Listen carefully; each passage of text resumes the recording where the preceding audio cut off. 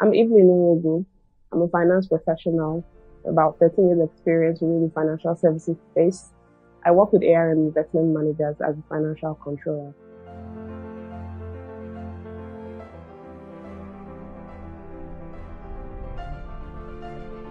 Okay, I really wasn't looking to delve into financial modeling, but I was privileged to attend the DAMC event earlier in the year, that's Data Analyst Modeling Conference.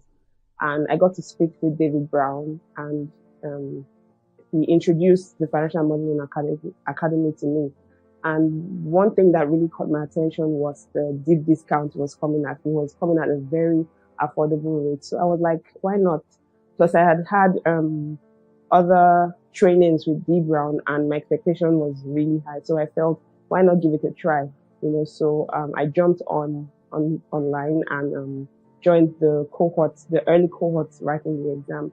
And trust me, no regrets. It was good value for money. So yes, I'm a finance professional with finance background, but we had people from different spheres within the cohort, and everybody to a very large extent was able to, keep up. I feel like the academy there was value, double value. One, you're able to brush up your skills as a finance professional.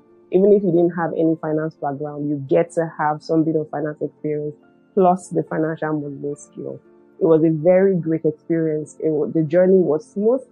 The D Brown Consulting gave all necessary resources and support needed for one to succeed along this financial modeling journey.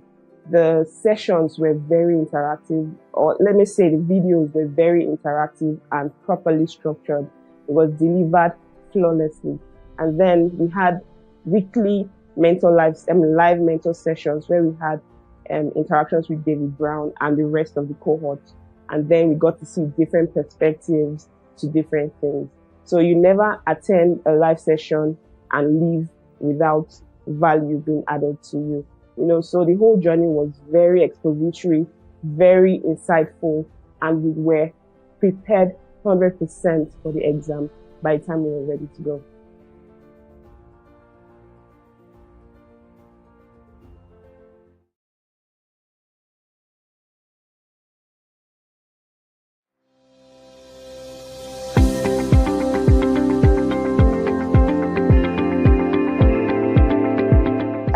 To be sincere, it has done a lot, because immediately I finished the training, I knew that it was time to move from my former place of work. And I said, running up my CV, I told myself it was time to move.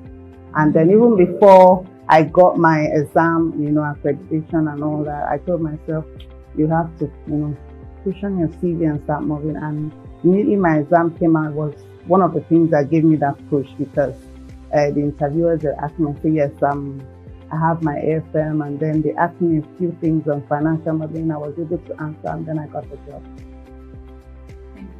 Thank you. Okay, hi, my name is Gloria Odova. I'm a chartered accountant. I work as a tax manager at Darby Industries, Ladipo. I joined the company this year in 2024 as the admin tax manager. Okay, so I belong to the ICANN tax platform. So I think it was pasted there last year. So it's something I've been planning to do, but I never had the opportunity and a good platform to train for it. So immediately I saw the post, I just knew this was the opportunity to go out. I wanted to train or get a good training of financial modeling, but I didn't have good information or a good platform to go about the training. So when it was posted on ICANN tax platform, I saw it as a good opportunity to go ahead and train for it. Okay, I expected to, after the training, to be good in my financial modeling skills and all that. During the training, I wasn't so, I expected a physical structure, where you come for the training, but then I saw that everything was done virtual. At first, I was a bit skeptical, but then the short videos that Mr. David was putting up it was interesting because anyone that I don't understand, I would just quickly go back, slowly look at them and then get a grip of it before I could go to the next video. So at the time I got used to it and it started flowing, and then I started getting used to it. So it became very interesting at that time.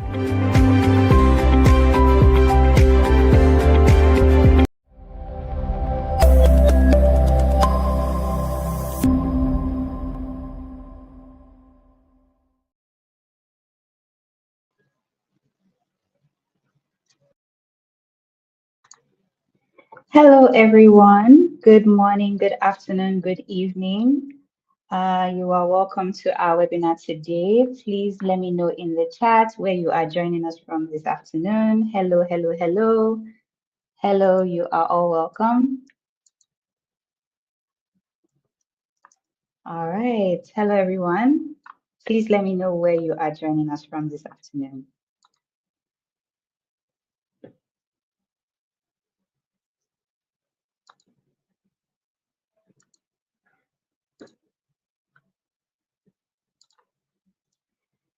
Hello, hello, Priscilla. Good afternoon. Okay, you're joining us from Lagos. Nice, nice, nice. Okay. Hello, everyone. As you come into the webinar room, let's know where it is you're joining us from. Hello. Hello, Selena from YouTube. You're welcome. You're welcome.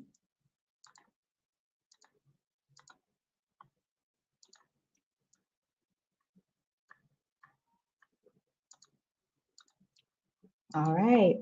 Hello, everyone. Hello, Sandra from Lagos. You are welcome. You are welcome. You are welcome. All right. Good afternoon, good morning, good afternoon, good evening, everyone, depending on where you are joining us from. As you settle into the webinar, please let us know in the chat where it is you're joining us from. It's always nice to know where everyone is tuning in from. Again, you're welcome, and thank you for taking the time to join us today. All right, so we can just get started into today's webinar. All right, okay, I'm going to be sharing my screen just to confirm. Okay, I think yes, it's playing. All right.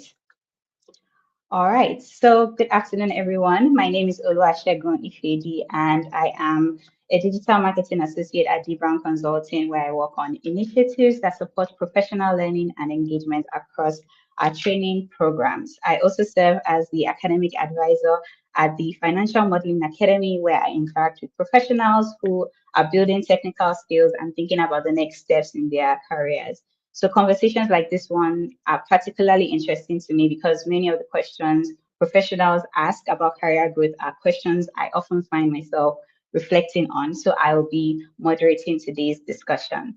All right, so today's discussion is part of our International Women's Day 2026 activities, and we are very pleased to have you here.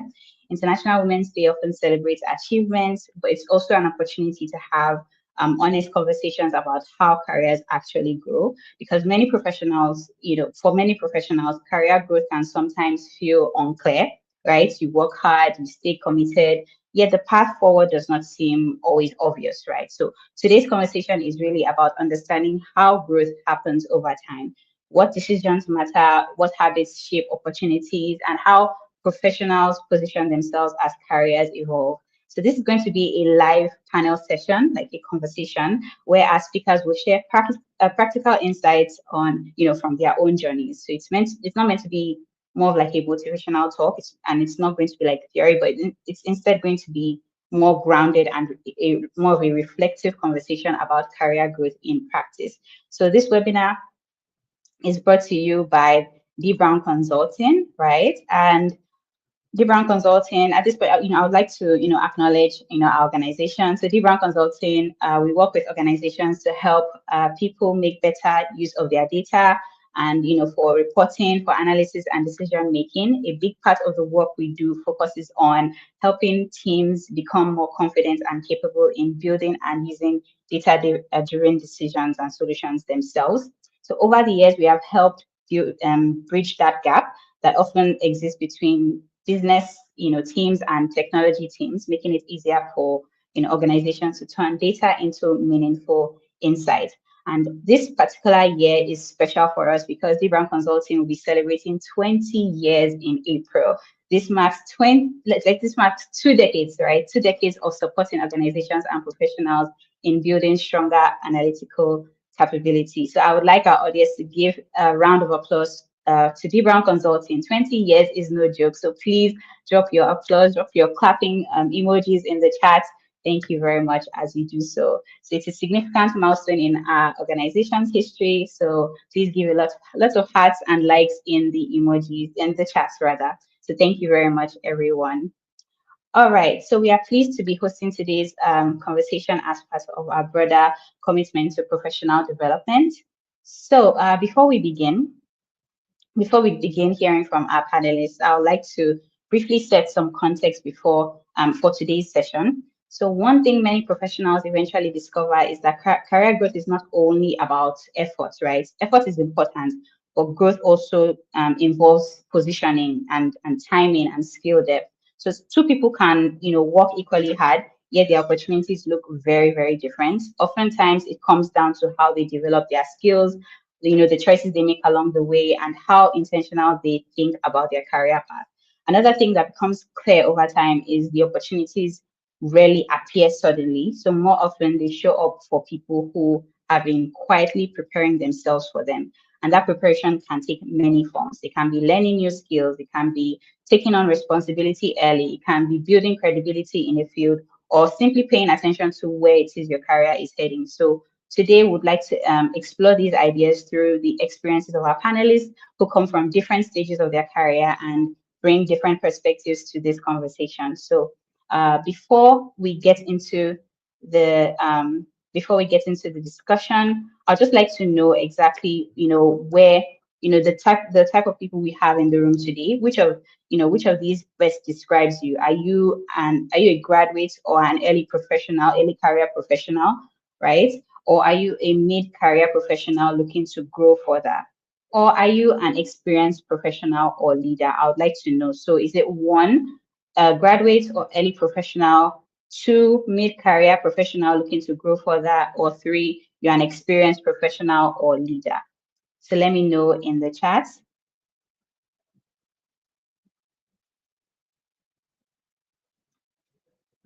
Okay, so I'll be looking in the comments just to know, we just like to know the temperature in the room right now so that also our panelists have an idea of the kind of people that we have with us today. So again, number one, are you a graduate or an early career professional? Two, are you a mid-career professional looking to grow further? Three, are you more of a senior professional or a leader? So I'd like to know, let me know your comments, either one, two, or three, whichever one it is that you fall under. Let's know.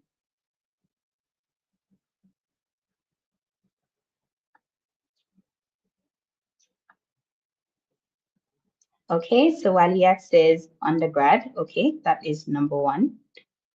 Okay, I'd like to see more comments in the chat.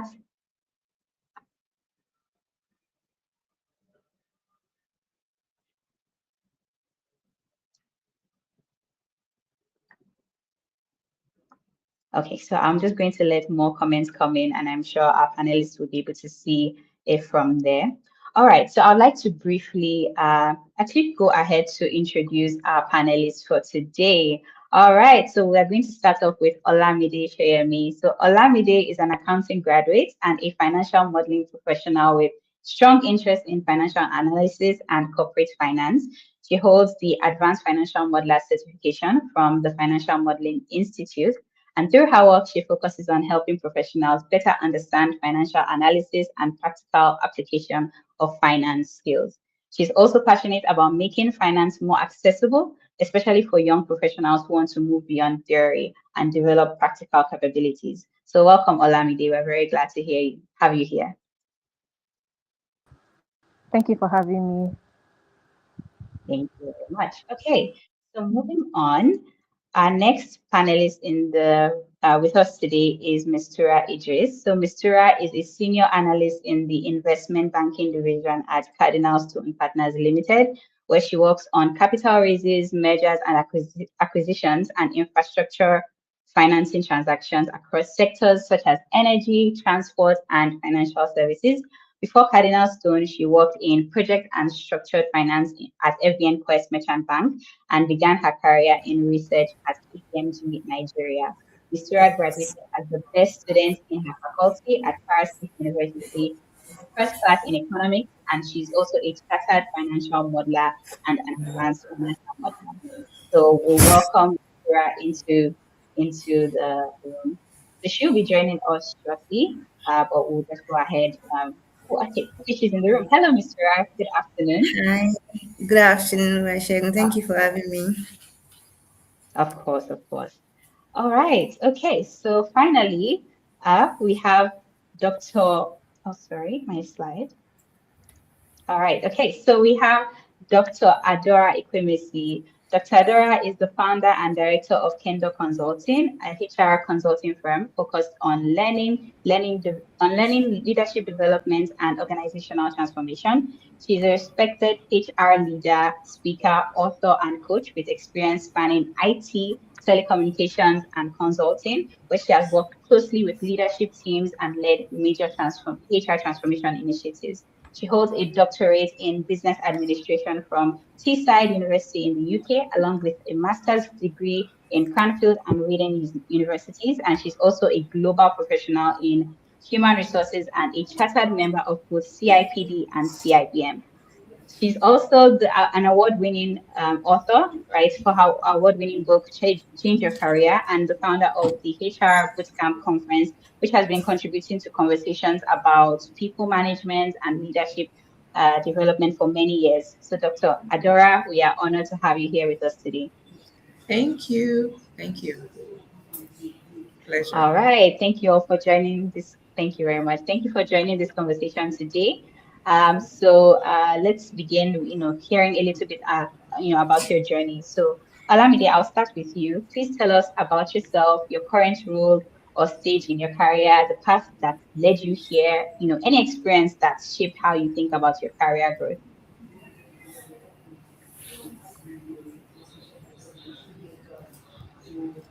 Okay, hi everyone. My name is Shoyemi Olamide, graduated from Covenant University with accounting, and I hold the advanced financial modeler certification. I got it last year. So the path that led me here was as an undergraduate, I found myself feeling lost about where I want to go to in life, what I wanted to do with myself, and around period, Brown Consulting was invited to my school to introduce the accounting students to financial modeling. And it seemed like something that I wanted to learn. So I was going to help me advance in my as a person and also to learn new skills that would aid me. Studied more about it and I registered, and that's what led me here now. So an experience that shaped how I think about career growth was realizing that Yes. everything I learned in school and theoretical knowledge was not going to be enough to get me to where I wanted to be in life. All right. Thank you very much for sharing, Olamide. Okay, Mr. Over to you. So tell Thank us you. about yourself, your current role and the path that led you here. Okay, thank you very much, Oluwasegun. So my name is Mr. Idris, and I graduated from Kwara State University, as introduced earlier. The path to my career. Okay, so currently I'm a senior analyst at the investment banking department in Cardinal Stone Partners. And how I got here, well, just like Olamide, when I graduated, I was clueless. Like I didn't know what to do. So at that time, what actually really helped me was having a mentor that could actually put me through, or just give me some information that I would require. And what I had then done was to just look far ahead and say, okay, in the next 15 to 20 years, where do I want to see myself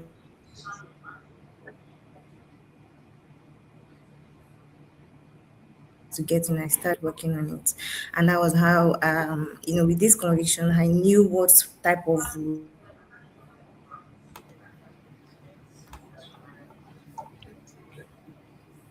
anything that came my way, I already knew what I wanted to apply to, and I went for it.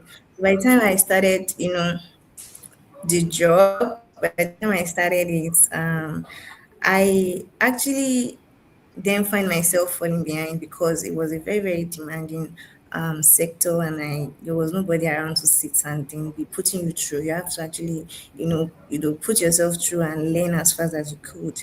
So when I saw that I had a gap in, especially in financial modeling at the time, and I had amazing senior colleagues who actually were, they gave me listening ears and they gave me advice as well. So I saw that I had a gap that I needed to fill, because if I didn't do that, I was going to be left behind, right? And I just wanted to take on more responsibilities, and I needed more skills to do that. That was what led me to take the AFM certification, and that actually did help me a great deal. I would say that if I want to say what contributed majorly to my growth from when I started would be that certification, actually. Just me taking the initiative to like increase my skills, just to get to know what I needed to get the job done.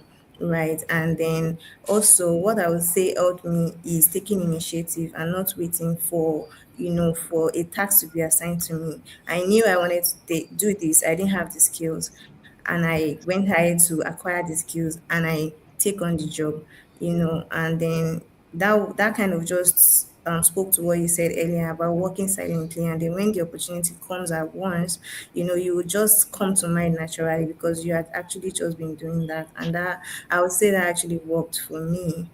Yeah, so can you just, is there any other part of your question I haven't answered? I think you have answered all. And I see that you are a chartered financial modeler. Can you tell us a little bit about that? Oh yeah, actually I was. So after I finished my AFM, I was so intrigued to kind of continue on that path. So as I said, in my role, while I was in FBN Quest, my role was financial modeling heavy, right? And the AFM helped me a lot because it taught me like the basics of financial modeling up to the. But I needed to gain more skills. At the time, I needed a certification that could help me while I was working. So that, as I'm studying, is also helping me advance in my career as well. And the CFM was just the perfect fit for it. And I couldn't say, I would say that I made a very, very good choice, because while I was, studying for the CFM, it was a very, very long process. And since it's being written just once a year, you have to prepare for the entire year. And I would say that it wasn't a small feat. It was actually very, very demanding. But getting the CFM certification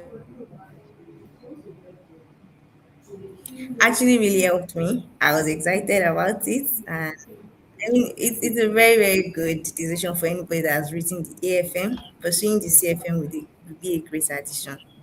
All right. Thank you very much for sharing, Mr. Ra. And Dr. Adora, I would like your perspective on this from the leadership side of things, but you can just let us know about yourself, your current, role and stage in your career, and one experience that has shaped how you think about career growth. Okay, thank you. Thank you very much. Just want to make sure everyone can hear me. Am I loud and clear? Loud and clear. Good, fantastic. So, career. Career is a long thing, as they say.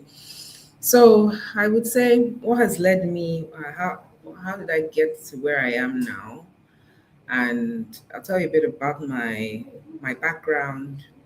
My I studied economics at university, and I studied it because I was quite good at economics O level, and I was okay at A levels, and I wasn't very sure what I wanted to do career wise. I went through different stages. Everyone thought I was going to be a lawyer because I used to speak. I spoke quite early, and I used to speak a lot. When you talk a lot, they think you're going to be a lawyer. But I didn't want to be as predictable as people thought. So rebellious, and my mother is a lawyer. I didn't want to do what my mom did so that she wouldn't have an idea of monitoring me. So I didn't study law. My dad was an accountant, Yes, I considered it. I'm a dad's girl. I considered studying accountancy, but I didn't really like numbers at the time. I didn't have good. Now, in retrospect, I realized I didn't have good teachers. That's why I didn't like it. But so I didn't study accounting. I went on to study economics because I was okay at it. And when I left university, unfortunately, my experience at university was not it at all. I didn't like it. I'm an avid reader. I have books, lots, hundreds and hundreds of books in a library in my home. The only books you will not see are my economics degree book. I loved economics, so I understand the concepts. It's a brilliant subject. But when I finished university, I tore all my books, my economics books, because I didn't enjoy my experience at uni. It was very different from what I had known economics to be. And I think I have a bit of a rebellious spirit. So I just thought, you know what, so just tear all these books. I'm never ever going to read economics again in my life. So that's why you will not see an economics book in my library.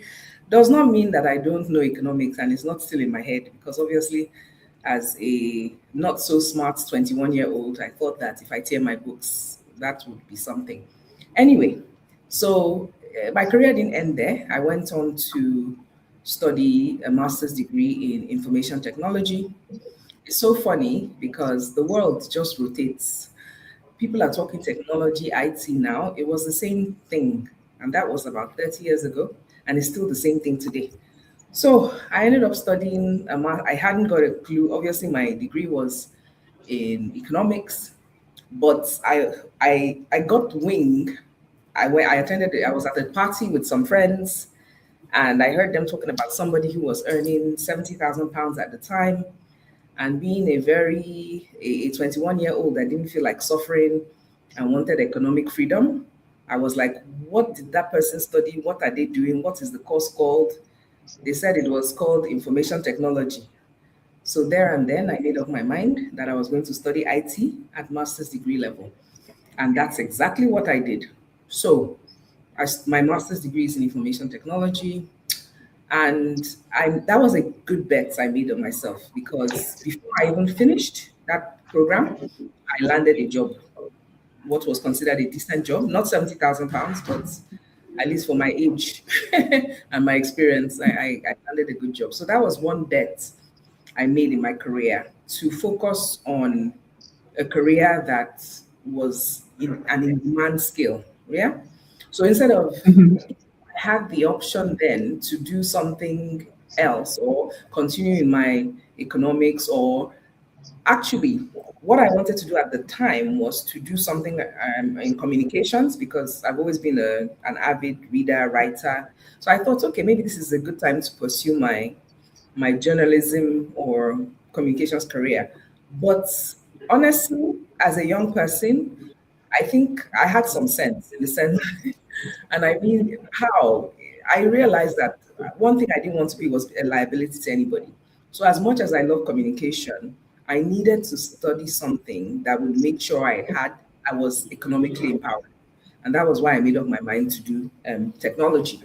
And like I said, it paid off. So you probably are wondering, when is she going to get to the HR side? Because I've not said anything, and everyone knows that I'm an HR practitioner. You're like, how? Okay, so I did have an information technology career for about almost 5 years, because my first job was in IT. I did that for about a year, and then I was headhunted by a firm which was a very well-known multinational then, Nokia UK, and that was how I moved into software design. I'm sure everybody's still wondering, when is the HR thing going to come? So I did software design. I was a UI designer for 3.5 years for Nokia. And then, so what happened in my career? Sorry, I know my own sounds long, but I think my career maybe is it seems like it's a little longer than other people, because I think I've been around for a bit longer. Um, I did software design for a couple of years, and then I stopped.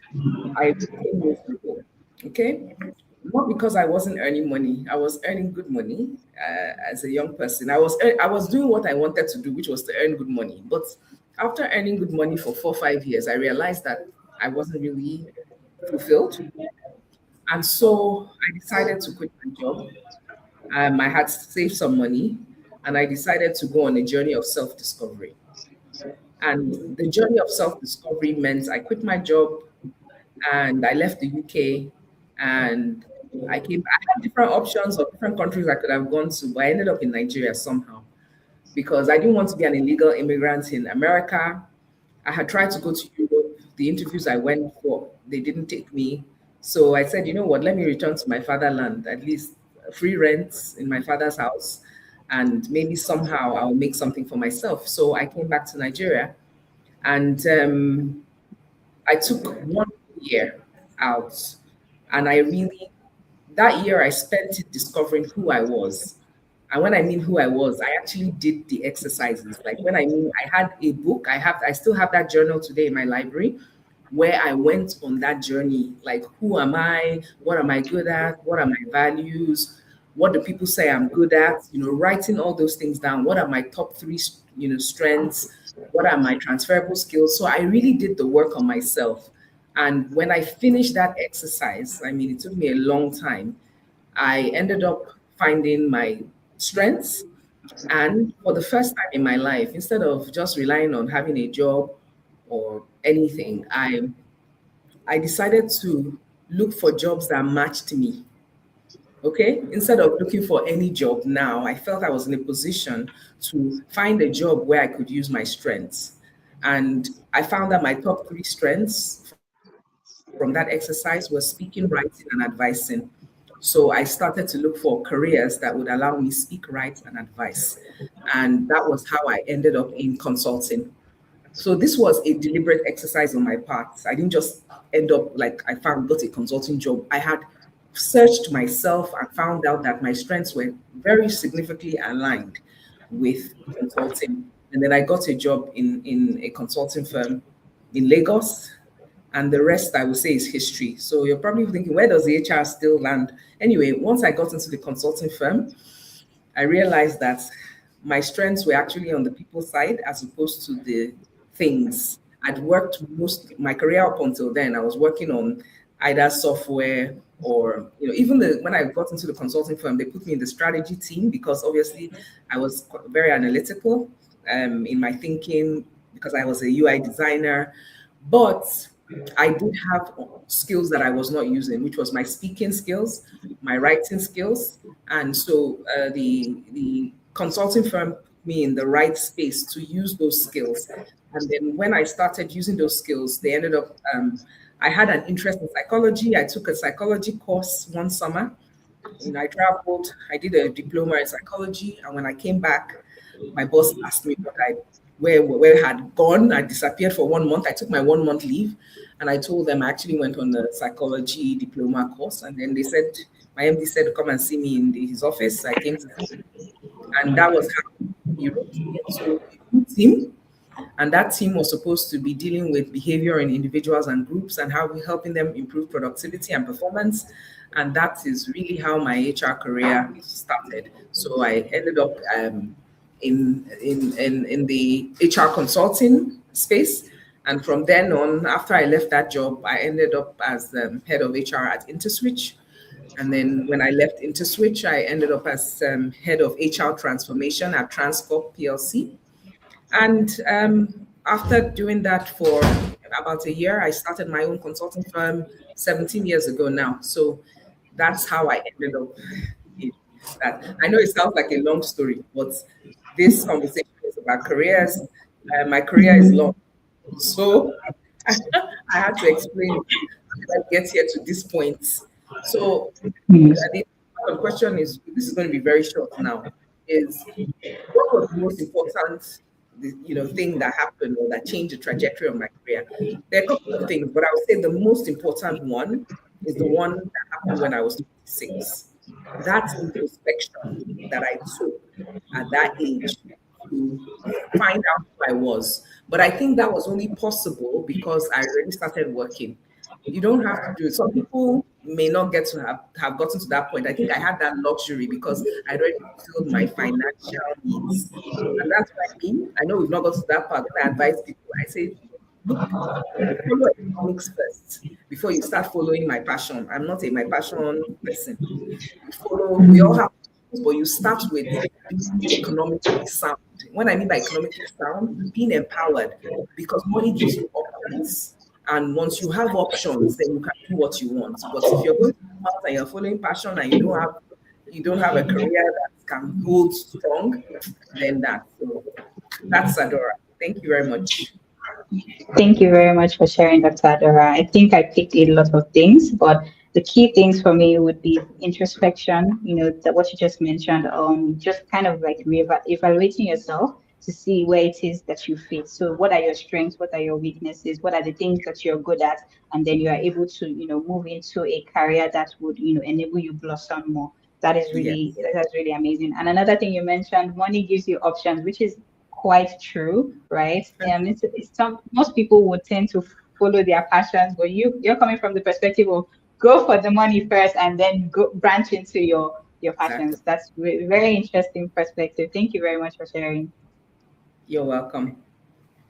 All right. Okay. So moving on to our next question. So the theme for this year's International Women's Day is give to gain. So in practical terms, what has given or giving look like in your career and how has it translated into growth or opportunity?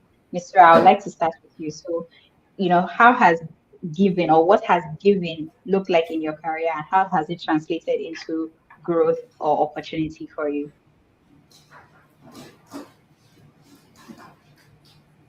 Okay, thank you very much, Oluwasegun. So, I mean, when I think about it, right, um, I would say giving on my own part during like from the start of my career has been that I always consider all other people whenever I work.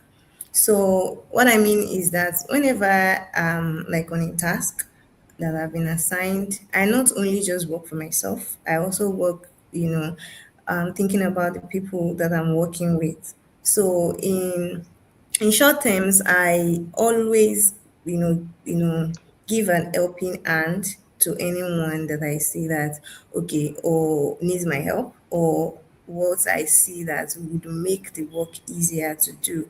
And I would say that I find myself doing that very, very early, maybe during my NYC internship days, right? One thing about me is that I like to, find a shortcut and more efficient way of doing things. So I dedicate my time to find that method. And once I find it and it works for me, I just share it and give it to my colleagues that it would help them. And one thing that this has helped me to do is that it has given, these people this like this view of me that okay, let me first try to figure it out. If I can ask Mr. And kind of gives this platform of opportunities as well because naturally when discussions come up and say okay who can do it and say okay yes I think Mr. I can do it right and so it just extends beyond my co-workers, it extends to my superiors as well. So I would say that giving a helping hand has really also helped me advance in my career. Thank you very much for sharing, Mr. Okay, over to you, Olamide. What has giving looked like in your career?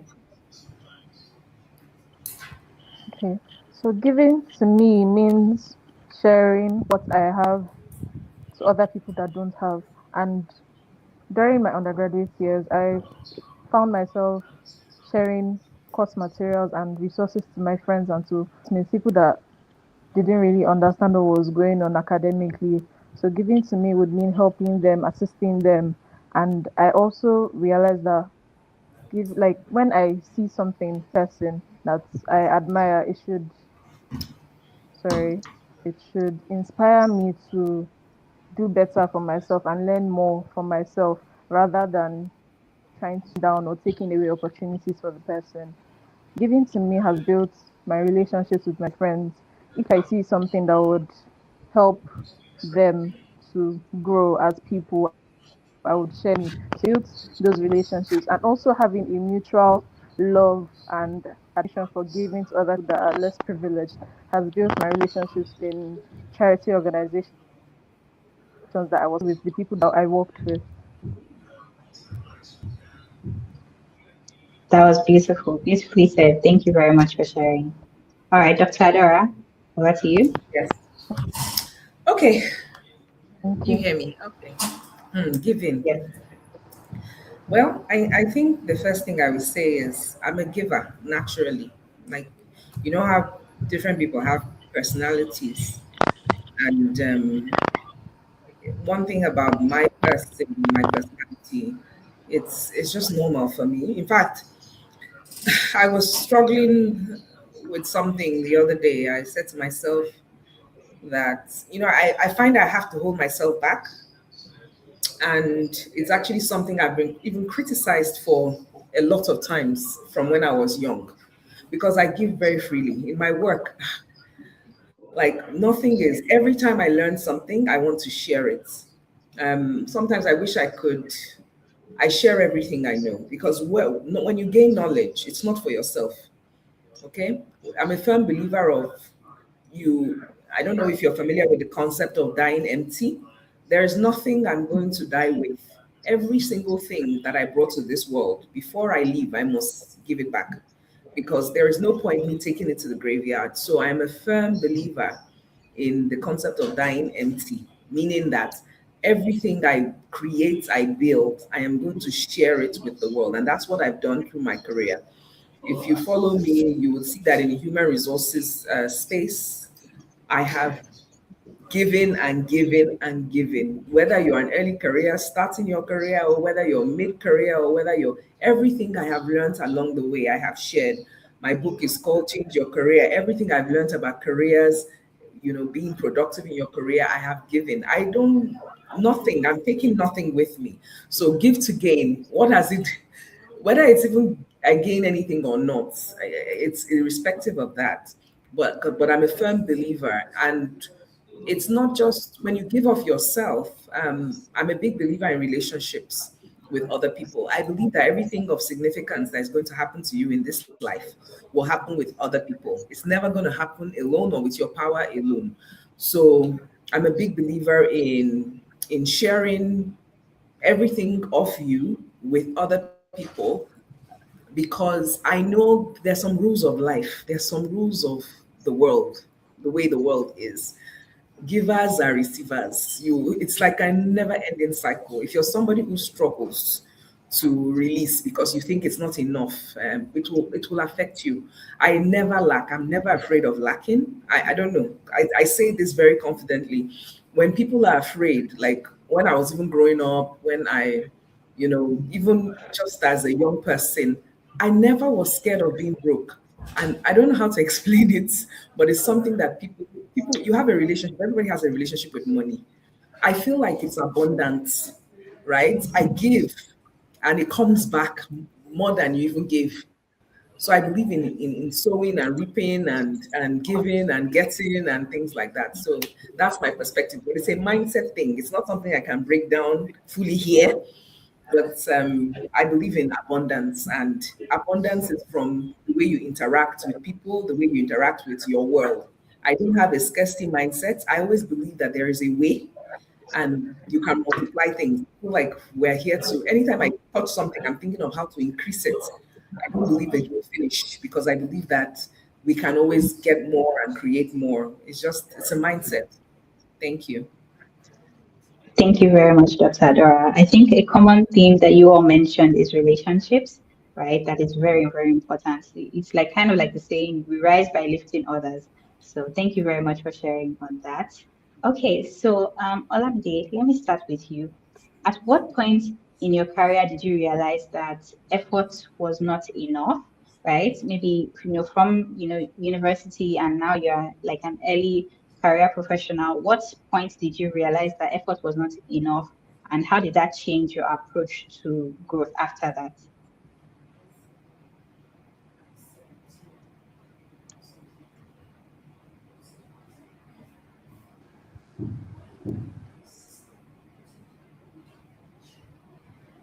Okay, I think you're muted.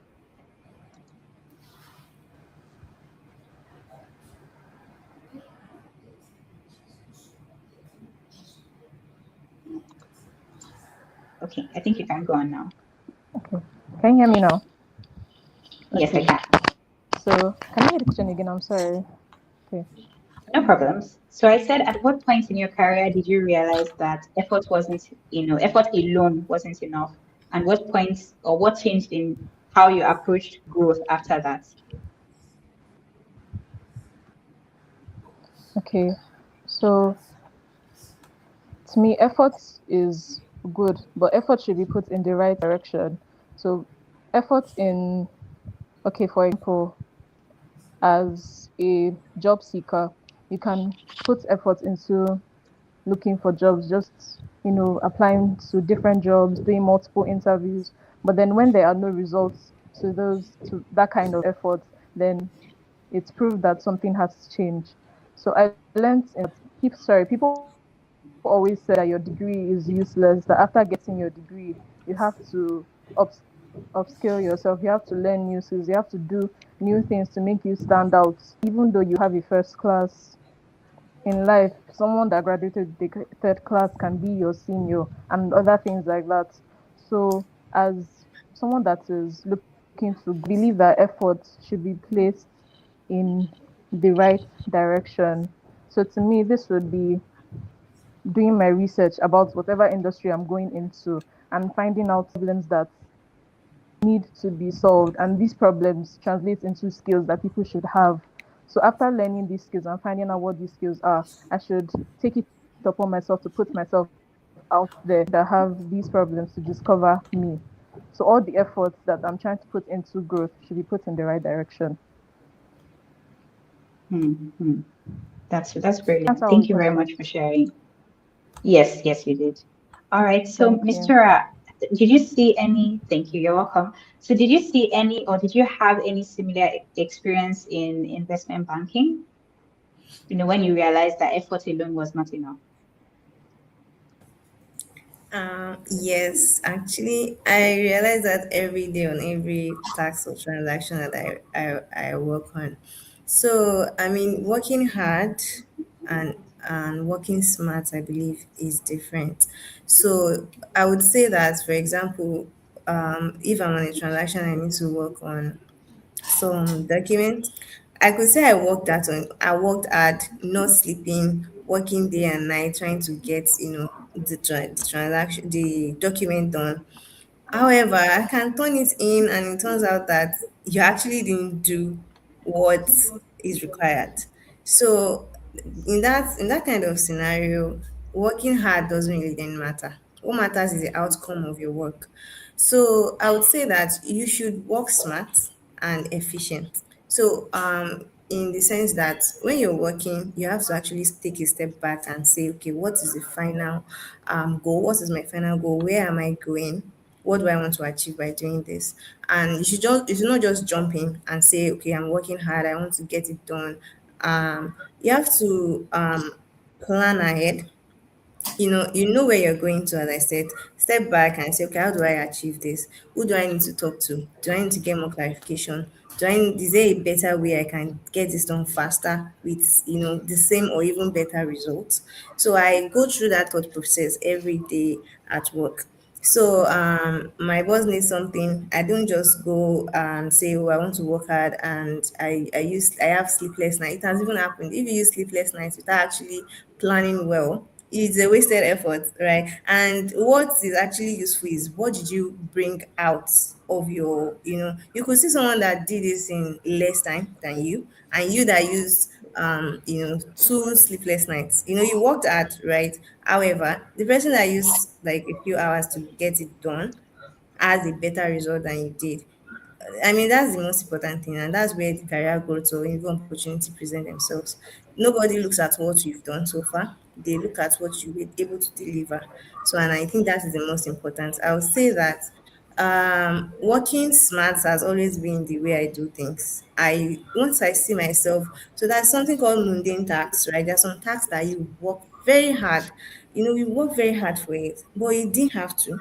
You don't have to, right? but you work very hard for it, but then the real value of what they want to use that actual thing to do is would be very maybe like 5% of the entire task. But that doesn't mean the person didn't work hard, right? It kind of just means that what's the result of what you're working on is not that significant.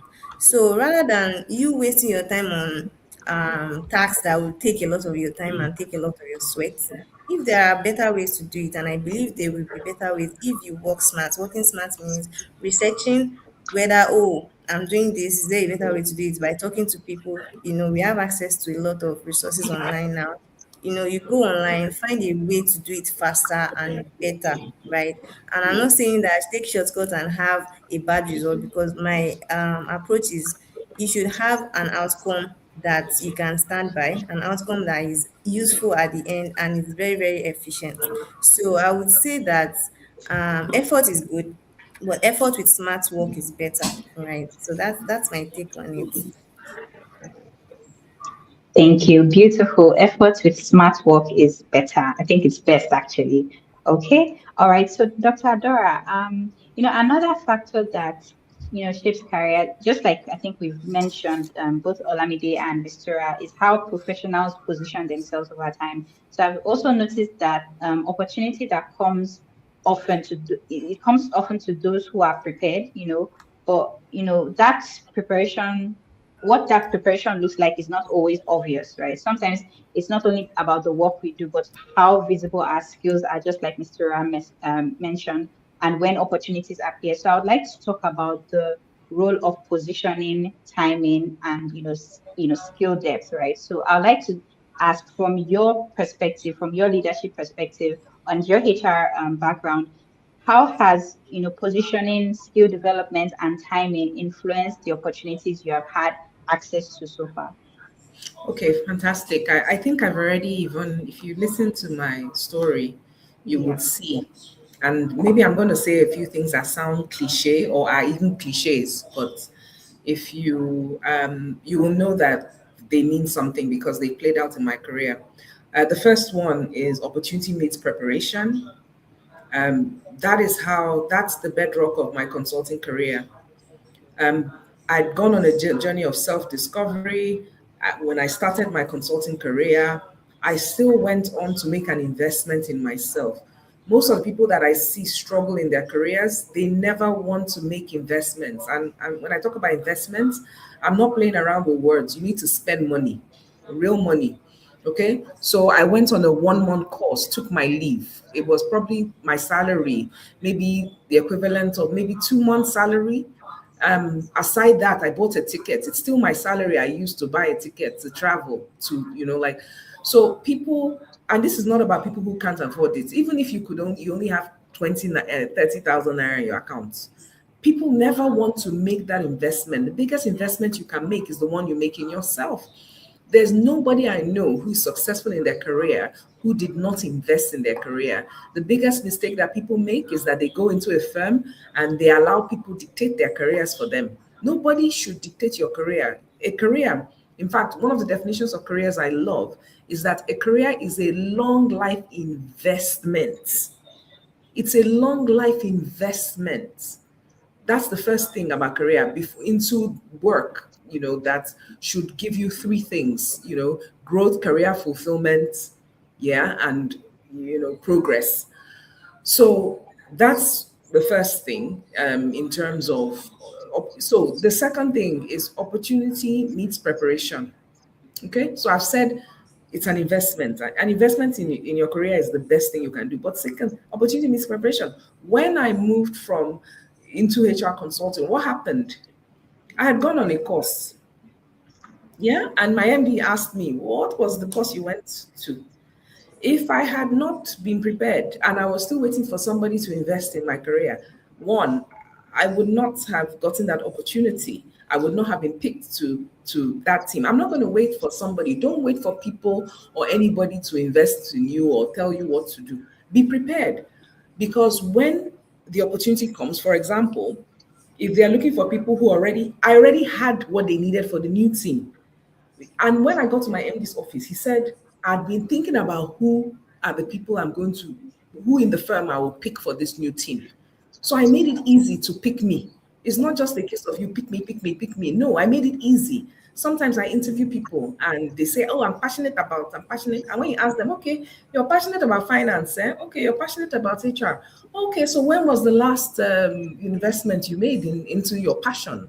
Passion is suffering, passion is sacrifice. You know, the word passion, the Latin word passion is passio, is to suffer.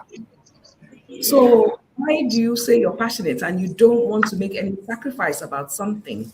So opportunity means preparation. The greatest investment you can make is one in your career. The last one I want to say about preparation and this is that. See, opportunity is often missed by most people because this is another adage. It's dressed in overalls, no overalls. The what people, painters and carpenters wear, like overalls. It looks like work, right? So what work, they run away. That's the one that Adora likes, the one that most people are running away from.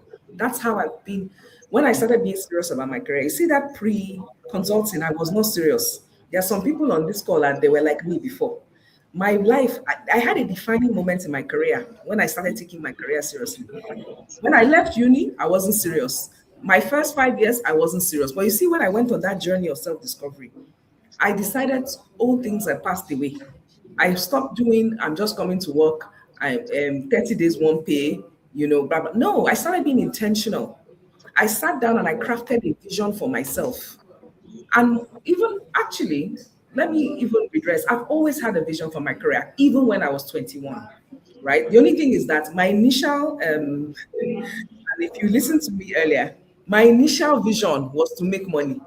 And that's why I focused on Yeah. what career, right? But when I left that, when money was no longer a focus, I obviously focused on my strengths, on a long-term career where I could add value and be a different person. What am I trying to say? If you have a vision, you're more likely to get there, no matter even if your vision is not a good vision, right? But the important thing is that it helps you focus. So people miss opportunities because the average person does not like work. So once it looks like work, they run away. So some people will not do financial modeling, they won't invest in professional qualification because in their minds, they're thinking, hey, I'll have to sacrifice, by the time I finish, let's say they are 30 years old. By the time I finish, I'll be 32. Either way, you're going to be 32 in 2 years. So you might as well do it now. If you say, by the time I finish, oh, hey, I'll be 40. It doesn't matter. You will still be 40 when you're supposed to be 40. So the best thing is to start today. They say the best time to plant a tree is 20 years ago, but the next best time is today. And most people cannot get past today. That is their biggest problem. So in terms of it, like I said, I was going to be using cliches, but explaining them. The best investment you can make is the one in yourself, your career. Opportunity meets preparation. Prepare yourself. Do all the courses, do all the skills, get the mentor, get the coaches. Do it now so that when the opportunity comes, for example, if they wanted to send somebody abroad in your firm, the first thing they're going to ask for is, a passport and visa. If you don't even have a passport, they can't even consider you. And some people don't even have passports. So when the opportunity comes now, and they're like, oh, only the people that have passport. And some people are like, hey, I've been thinking so of getting passports. You don't have a passport, so you can't be considered, right? You don't wait until there's promise of traveling before you get a passport. You don't wait until there's promise of promotion before you start investing in your career. You don't wait until you have 500K in your account before you start investing in training and development. Nobody has any excuse. Use what you have. I think it's even worse now that there are free courses. Some people, maybe because it's free, they don't even want to invest there. Okay, you don't want to pay, you don't want to do the free one. You just want to be scrolling and doom scrolling on Instagram or TikTok. You're not going to help your life. So you have to do the work. There is no shortcut. Efforts, we say efforts. Effort matters. That effort, you need to put it in. Let no one deceive. We talk about work hard, work smart. Fine. There's working smart, there's working hard, but you must work hard. There is no shortcut, even with AI. The problem that we're having with people using AI now is because it's giving them garbage in, garbage out. People who don't have expertise are using AI, thinking they can have shortcuts and still out low quality work. People are now condemning the work of ChatGPT and other models because they are testing them. Experts are testing them and they are not delivering well. Why? Because if you're not an expert, you cannot use those tools well. So, I mean, from me, you must put in the work, regardless of the situation you find yourself. And if it looks hard, then ask. We're in a marketplace, right? You're in a skills marketplace. If you have common skills, you will be paid common money, right? People will be pricing you like not even tomato. Tomato is even expensive now, right? They will be pricing you like the lowest item in the market because your skills are readily available. You need to find skills that are in demand, skills that people are running away from because it looks hard. That was what I did by going into IT 30 years ago. I'm not even in the IT now, but I did it then because I knew that if I want to stand out in this market, if I want to earn a living in this market, if I don't want to have to come out as an unemployed person looking for work, I have to have skills that people are running away from. So I did what was hard. I never knew anything about computers, and I went to go and do a master's in IT. I didn't have a background in computer science, nothing. But I knew that if I do this thing, it's 1 year. I'm going to do this hard work in 1 year.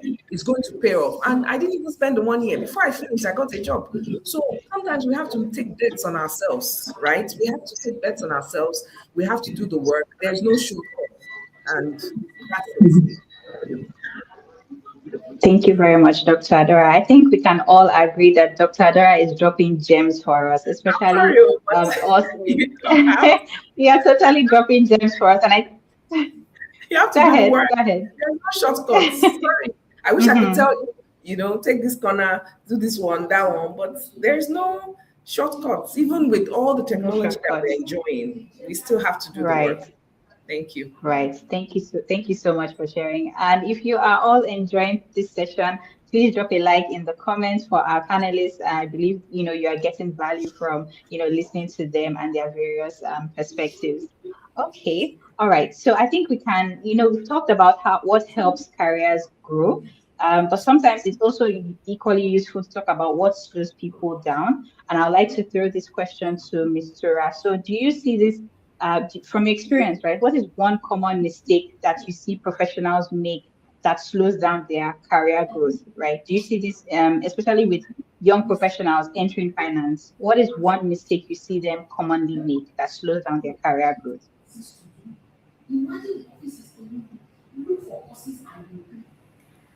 All right. Well, so one thing I would say is that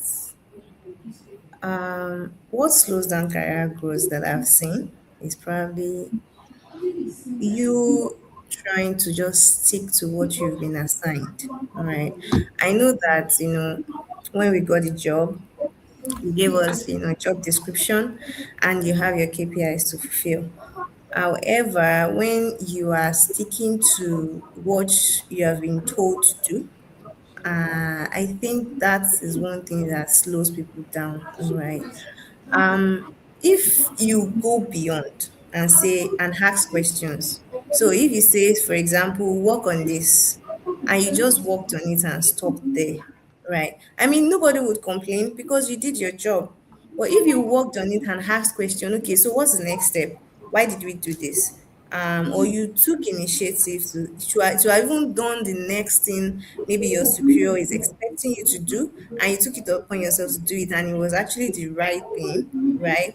So that kind of gives, a platform for people considering you for the next level. So I mean, you wouldn't be nobody would know you're ready if you are sticking to your current role, description. So for example, you want to be promoted to the next level, which is a growth. However, you are doing things that are confined to your current level. So I feel that the only way you can show that you're ready to go to the next level is to take a step beyond your own level. Take a step up beyond your comfort space.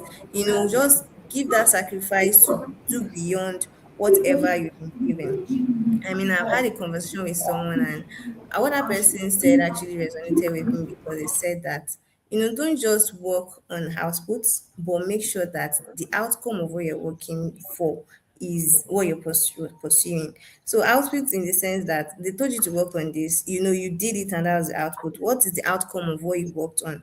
Right? You need to follow up. You need to take initiative and do, beyond what you're expected to do. That way, the person above you, your superiors will see that you're signaling that okay, you're ready for growth. And if one opportunity should just come up, right? If it comes up, they kind of just give it to you because they've seen you do it, and especially if your boss is in the room to give you that opportunity and say, okay, who should we give this opportunity to, who should we promote, and she says, or he says something like, oh, I think Mistura should be the best person for this because I think she can do it. What do you think is better than her saying, or he saying, I think she can do it, or she has actually done it and she did it, she was very good at it. In that way, I think she is the best person for this position. So personally, I think saying I think she can do it or she did it, I think the other sentence is way better than I think she can do it. So you have to actually have to position yourself. You have to go beyond what you're doing. And I would say that most young people today, um they tend to do what they are told, right? I know you used to do what you're told, but it's also good to go beyond what you're told and say, okay, I did it. However, before turning it in, I also checked this and I did this and I did this and I think this would help, right? I mean, it would really put you in that space to be considered for growth. And if you're someone that, and I mean, it's good, it's what you've been paid for to do your job, but if you go beyond, you actually go faster. It's not like if you're doing what you're told, you won't grow. You would grow. However, the growth might be slower than expected. So if you want to have a fast growth, I would say that you take on more responsibilities. And I would say I experienced that personally, right? One good example of what I'm saying is when I, just started my career in investment banking. I was like about a year in, and no, like not about a year, like 8 months, 7 months, and that was the period where I had thought that okay, I need to learn financial modeling because while I was on the job, I realized that modeling was a big part of the entire team. It was a very, very important task, and I realized I didn't know how to model. And that kind of just made me think that, okay, I think I need to acquire this skill, and I also had the support to do it. I learned it, in my own space. Not like I needed it at that moment, but I believe that if I knew it, I'll be able to, do more things. And I usually just sit beside my senior colleagues that are working on models. It just looks like a lot. I don't even understand what's going on, but I still kind of just stick by her side, seeing what she's doing, and just being there kind of just gives her, keeps you in her mind, keeps you, when anything she wants to do, kind of like, oh, and she actually gave it to me and said, "Oh, Mr. Can you do this section?"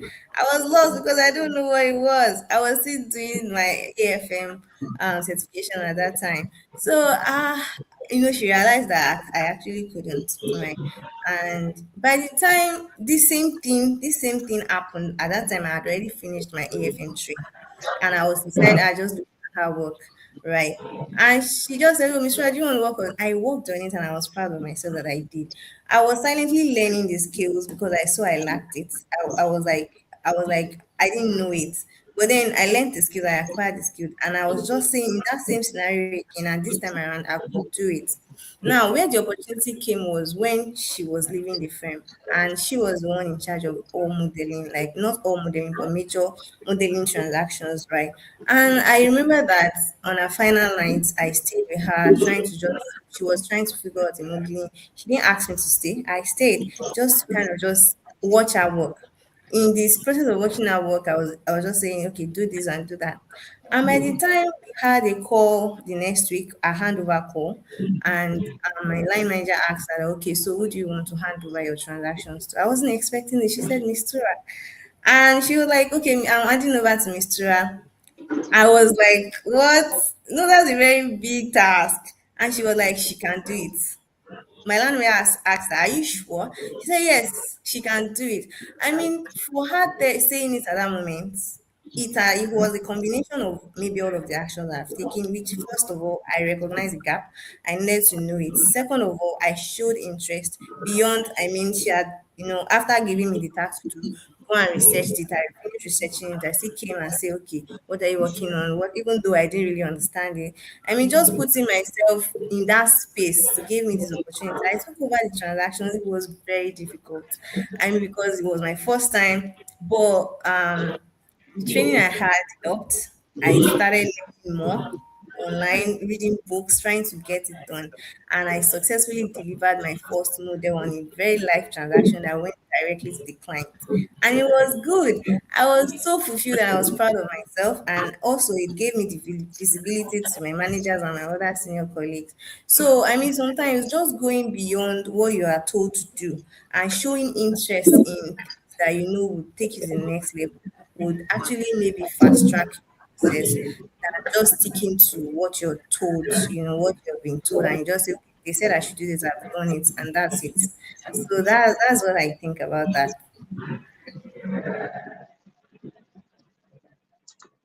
Thank you very much for sharing, Mr. Ra. I think that's actually very important. You said go beyond what you're told to do, like going the extra mile when you're given a task or you're given a project. Don't just do the bare minimum, or just don't just do what you're asked to do. If you can go extra, go the extra mile. I believe that's what you're trying to say.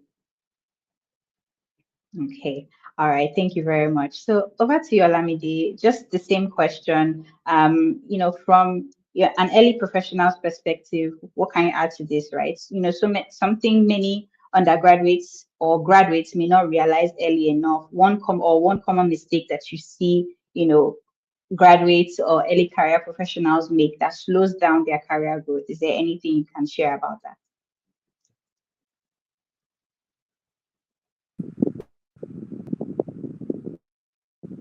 Okay. Something I've learned about growth is that it's not a linear progression. It's not something that you can see every day. You don't see how much progress you've made every day. And a lot of times, people from moving forward and actually staying committed to the process. Okay. For example, while preparing for most of the exams that I've written, I could learn something today and tomorrow I learned completely different. And it seems like I haven't made any progress. It seems like I haven't learned anything at all. But at some point, if I commit to the process, at some point, I may encounter a problem that I may have to solve. And solving this problem would require all the knowledge I've gained so far. It would require me to apply everything I've learned so far. The knowledge I the how do I put it? The way I solve that problem will determine how I'll move to the next step, will determine if I move to the next step. I feel like that determines growth. It's not something where you're achieving every day. At some point you will come across something that will make you apply everything that you've learned so far, everything that you're supposed to have learned so far, and that will determine you. So that's what I understand about it. And I think that a lot of people make this mistake about growth. It's something that I think people should understand about it. All right. Thank you very much for sharing, Olamide. Okay, so Dr. Adora, from your leadership perspective, is there anything you'd like to add? Any patterns you often notice, from professionals in their career growth? Okay, I think, I've been dropping those things little by little. Yes, you have. Yes, you have. Which is really just that. First of all, I agree with Mistura and Olamide. Definitely, they've given brilliant examples, particularly using their careers as actual examples on, I mean, I would say a big mistake, maybe just to break it down, that I see with most people, not just young people, but all people generally, is not having a clear vision for their career. If there's one thing I tell anyone is that even if you've not done it before, you're working somewhere already, you're in a job, you like it or you don't like it, it doesn't really matter. The first step should be to start with a vision. Where do you see yourself? Where do you see the earlier you can do it for yourself, the better. Where do you see yourself? Because when you are able to future cast, when you're able to say, you know what, this is my plan. In 5 years' time, I want to be a CFO. In 5 years' time, I want to be a CHRO, or in 5 years' time, I want to run a business for myself. It doesn't matter what it is, because what that gives you is that it gives you it energizes you for a particular direction. It tells you where you're going. Okay, because one thing is that once you have a vision, then decision making becomes easier.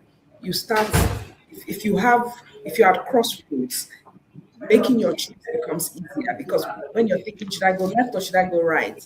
Because you already have your compass is now set north. You know where north is. So just imagine not knowing where north is and you're just going all over the place. Imagine going to a bus stop in a place as busy as Lagos, and you don't even know where you're going. Some people are shouting Oshodi Oshodi, some people are shouting Aja Aja, some people are shouting CMS CMS, but you don't know where you're going. You just know that you want to buy something. You know you have a shopping list. So which bus are you going to get into? And maybe the best place to get what you actually want is Aja. But because you're not very clear, you're going to get to the bus stop, you're going to be confused, and then you mistakenly enter a relay bus, and then you're going to end up nowhere, right? So a very important thing is to have a vision. And some people might say, "Oh, it sounds big." All you need to do, all it is a future place. It's a mental picture of a future destination. You can be as explicit as you want. Where do you see yourself in a couple of years? What will you be doing? Who will you be with? And then once you have that in place, then the next thing you can think is, how do I get there? What are the steps, step by step, I can get there? Oh, I want to be a financial a CFO in 5 years, or I want to be the Minister of Finance in 5 years. Then you can now start planning practically. Okay, if I want to be a CFO in a multinational, or I want to be a business owner, what should I do? Then you can start breaking down. They say if you want to eat an elephant, or you don't start, I want to eat. No, you. That's why when you go, you buy a chicken or you buy anything you want to eat, you can't just start eating the chicken. No, no, no. You cut it up first, right? And then you say, okay, I'll eat chicken wings, and then I eat the clap, I'll eat the thigh. It's the same thing. Okay, this is the big picture, but I'm going to break it down into, I'm not going to be a CFO overnight, no way. But it is for example, if you don't have ICANN or ACCA, I mean, how are you going to, what kind of company are you going to? They're going to ask for it. And some people say it doesn't matter. It matters. It's just like being an HR professional. A professional qualification gives you an edge. And some people say school na scam. It's not a scam. I've gone up to doctorate level. There's a reason why I did it. Eh? And has it paid for itself? It has paid for itself. I made an investment in myself. It has paid. It has covered all the school fees I cried. I paid. It has paid for itself. It's the same thing. Have a vision.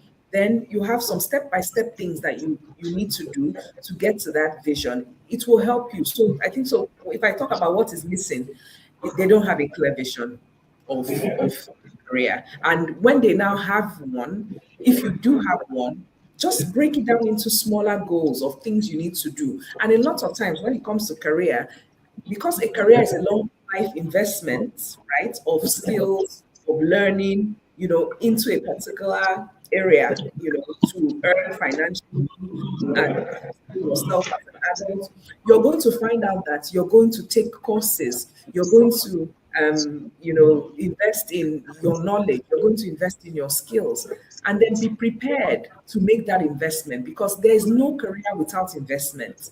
So once you know what your vision is, the step by steps, the things you need to do, and it will always involve learning and developing yourself. Save your money, because you're going to be making some big investments. The only way you're going to, I don't know how to, if there was one thing I could break people's head, sorry, and put into their head so they never forget, is that you're going to spend some real money. You spend money to make money. Everybody in finance, you should know it. If you are doing financial modeling, I'm sure your modeling is, how the investments are going to grow. You need to invest in your knowledge and skills. When it comes to humans, my area of expertise is human resources, human capital. What is the capital in human is the knowledge and the skill. You can't improve the worth of a human without building its capacity and capabilities. And what builds capacity and capabilities in a human being is the investment in knowledge and skills. So once your skills become rare, they become difficult to imitate. And once you become difficult to imitate, you have competitive advantage. And when you have competitive advantage, you have something that other people don't have. And it makes common economics now, supply and demand. When the supply is less than when the demand is high, what happens? Price goes up. You become a sought after professional because there are not many people like you in your market. But the minute your skills remain common and all the things you can do, everybody A, B, C, D can do, then your price drops. And then you'll be wondering, hey, how come this person is earning more than me? How come they're doing well? Some people will say it's not all about money. Yes, it's not all about money, but you don't want to be a liability to anybody. As long as you're comfortable, you can pay your bills. But how do you get to that point in the first place? You have to have skills, and you have to have skills that the market demands. And the only way you can do this is to have a plan to actually be that kind of person who has the skills that the market demands, and then you can grow your career to be that person that you have planned to be. But do not leave it to chance, because if you leave it to chance, then we don't know how you will end up. You're just allowing the wind blow you anywhere. So if the wind decides to blow you right, maybe the firm you decides to move you to HR instead of finance, or move you to IT, you just be blowing with the wind. You don't want to be blowing with the wind. You want to be very clear. You're going north and you want to go north, so that because you know that north is a better place for you career wise. So that's it in a nutshell for me. Thank you. Thank you very much for sharing, Dr. Dora. So basically, in a nutshell, what she says, have a vision, right? Have a Yeah. vision and then have a step-by-step plan. You break it down so that it doesn't seem like such a huge, thing that you have to overcome. Because when you have it, that when it's not broken down into actionable steps, you're not able to make a move. You're not able to take a step. So break it down into a plan and then follow up with that plan. And also progress may be slow as you start, but you all you need to do is just keep going. You have to be Get there. consistent, right? Exactly. All right. And also have skills that the market demands. Thank you very much for sharing, Dr. Adora. All right. Okay. So yeah, I think we can begin to wrap up the session. So, but before we close, our audience, if you have any questions, please feel free to drop them in the chat. Either you're tuning in from LinkedIn or YouTube or Instagram. We'll take your questions. Just drop them in the chat for us. Okay, I think so. I think our last question really is so okay. All right. So if you were advising someone serious about, a long-term, growth, long-term growth, regardless of their industry, what is one principle they must commit to early or stay consistent in? So we're basically just advising, giving our final advice at this time. So what is one principle they should commit to early, right? In terms of growing their career long-term. So over to you, Olamide.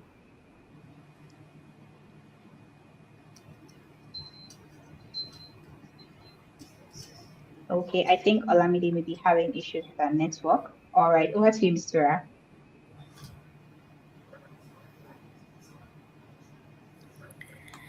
Okay, so regarding that, maybe I would say that I would still want to just go back to what Dr. Adora said about having a plan. So if you want to grow your career, so we talk about you want to grow your career, you actually have to know where you're growing your career to. You actually have to have an end goal. You want to be a CFO, okay, that is where you're going. So what does it take for you to get there? And that is where we come back and say, okay, you're growing your career. So I would say having a consistent plan, growing your skills, regardless of the industry, you want to be a CFO, you want to be a CIO, you want to be a CRO, like, the big dreams. Just have one specific big dream that you want to have. Or you can have a role model, somebody that is already where you are and where you want to be, right? What has that person done? What you can actually just reach out to that person and ask. It doesn't hurt. The worst thing the person can say is no, right? But if you're already, because I'm currently in that situation, I'm currently growing my career. I would say I'm in the mid early career stage soon. So that's my plan, right? What my plan is, I have where I'm going in the next, let me say, 10 years. Where do I want to be? Right. Regardless of which industry I find myself, where do I want to be? I already have that. Like, I'm looking at it right here. And you probably just look for somebody that is already there, because there's no way somebody's already there. So you see that person and you just kind of just track back on what that person have done. And it kind of just comes back to where you are right now. So then be intentional about it. You see that, okay, this person have done this, or you see, okay, one common thing is go and check the job description of, maybe there's a job offer of that particular role we are going, and you kind of just check the job description and the requirements. You can see where you want to go. You kind of that one also even just breaks out what you need. You see the requirement, or you need ICANN, or you need certification in this. So is an added advantage. Even if you need to learn a new language, is an added advantage. Those kind of just spells it out for you. And then you then need to work towards that. And in your current role, you are a junior analyst, you want to go to senior analyst, associate, senior associate, you go in. First off, you already have the final goal, and the next thing is the immediate level beyond where you are. What are the people there doing? What are the skills you need to acquire to get there? And then you have to, create opportunities for yourself to be in that space, even though, because nobody will come and call you and say, "Oh, do you want to do it?" You see it, and then you put yourself in the room, you put yourself in a conversation, you put yourself in front of the people that can actually, help you, and say, "Oh, I can do it." Or, "Oh, you seem interested in, do you want to join?" Just take the initiative to be involved, right? To get in the room, to get in the space.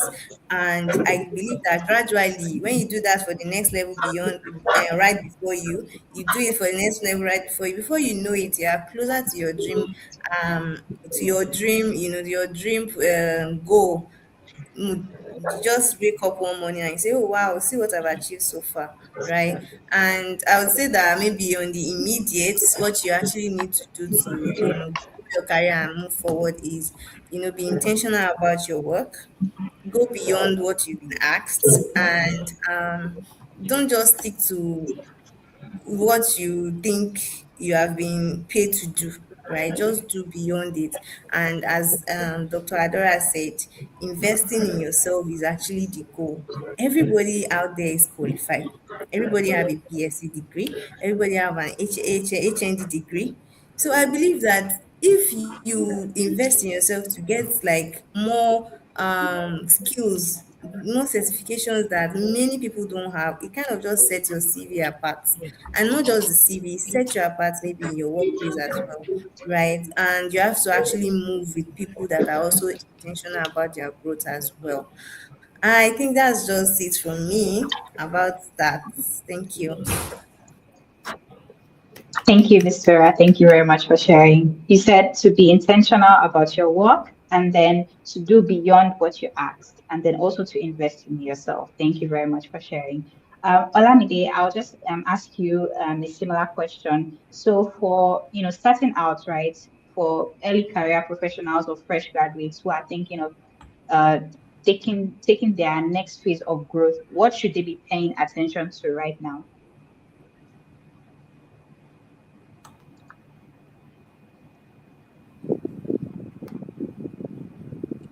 Okay, thank you for that question. As someone who is still very early in their career, looking to advance, I believe that they should pay attention to their relationships and how they conduct themselves. This could be increasing your community skills, just connecting with people that have gone above you, people that are right beside you, people that are ahead of you in many different levels. I believe that you should connect yourself to those people, learn whatever you need to learn from them, not just taking from them. You should also give back to those people. Whatever you have, you should focus on giving back to people around you, people in your society, your friends, people that you want to network with. You should focus on not only receiving from them but also giving back whatever you have to them. I also think that you should focus on lifelong learning. Something I learned in school is that at whatever level you find yourself, you should always learn. Whatever happens, like the world is always changing, things are changing in the industry almost every single day. So you should take it upon yourself to move ahead. Whatever you see today that is becoming increasingly important in your field, you should take responsibility to learn about those things. Just learn every, like, I can't remember who said it, but then once you stop learning, you start dying. So you should take it upon yourself to learn every single day. You could read a book, read any book. It doesn't have to be focused here. It could be about your relationships with people. It could be about yourself. Find out more. Learn about yourself. And I believe that this is will help you as you grow. Thank you.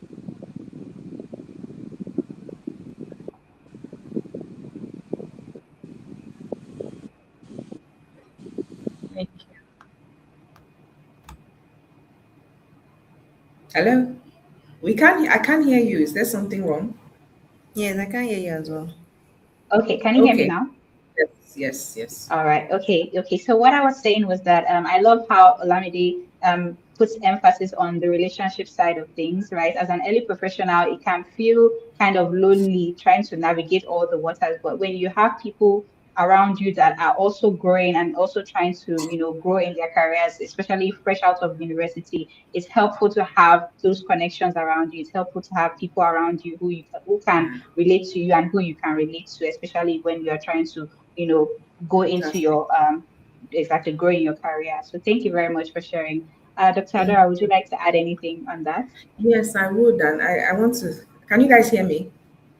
Yes, I can. Okay, I want to thank Mistura and Olamide for the expo because I'll just be jumping on some of what you said to ensure. Please, I have some of the things we've said already, but I'll just summarize them into like key points.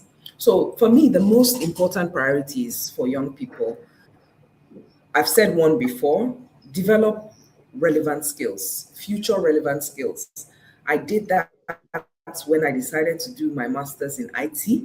It was relevant. That was the only thing that mattered. I did what was relevant. Not, I wasn't looking at who is Adora, what do I like doing? I don't like, I don't want. I just realized the workplace was shifting at that point, and I wanted, to be part of that shift. I didn't want to come out and be wanting. So number one, develop future relevant skills. Be comfortable with technology, analytical thinking, critical thinking. Number two is self-awareness. Build self-awareness. One of the biggest advantages you can have, and I'll help you understand that, is a deep understanding of yourself. Okay? Now, reflect on your strengths, your weaknesses. Remember, I said this, I did this when I was 26. What are your values? What type of work environments will you thrive at? The reason why I'm saying it is that there are some people in your workplace you're admiring. They are doing well. They are working in their strength. You are there. You're alone. You're not performing. You are struggling. I'm going to be very honest. You can never be at their level. Why? Because they are working. People who work from an area of strength will always do better than somebody who is struggling. So if you work in things that are not a good fit for you, I'm not saying as a young person, yes, I think if you discover yourself early, it will be better. But if you have some negative traits, I'm not saying you should now say, this is how I am. No. But try to start understanding yourself early so that you can understand the type of work environment where you will thrive. Okay? My early days in my career, my first 5 years, I was average in terms of, I was just a regular employee. But the minute I did the self awareness thing, I now became a high performer. It is difficult to move a 2 to a 5. It is more difficult to move from 2 to 5 than to move from 7 to 10. Okay? Find the things that you are a 7, 8. You can now shine. But if you are two on something, when I mean two, like there are some things that are just very difficult for you.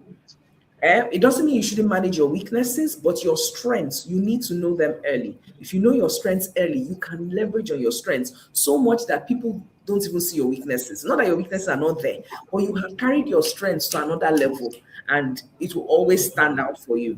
The third thing, learn about organizations. So understand organizations. How do they work? How are decisions made? There was something that happened to me early in my career. There was a time I thought I was due for a promotion and I didn't get it. Hey, the thing it pained me. I can't lie. It's one of the defining moments of my career. And what happened? I had in my mind, I had set myself up. I was sure I was working in all the projects, I was doing well. And then when the promotions came out and people were getting their letters, no promotion. I was so angry. In fact, I had an outburst. In fact, I ended up even getting a query for it because I was so mad. I couldn't even manage it. Like I was so upset. But in my quiet time, I went to go and speak to one of the senior people there. And because one of my friends advised me to go and speak to her, go and find out.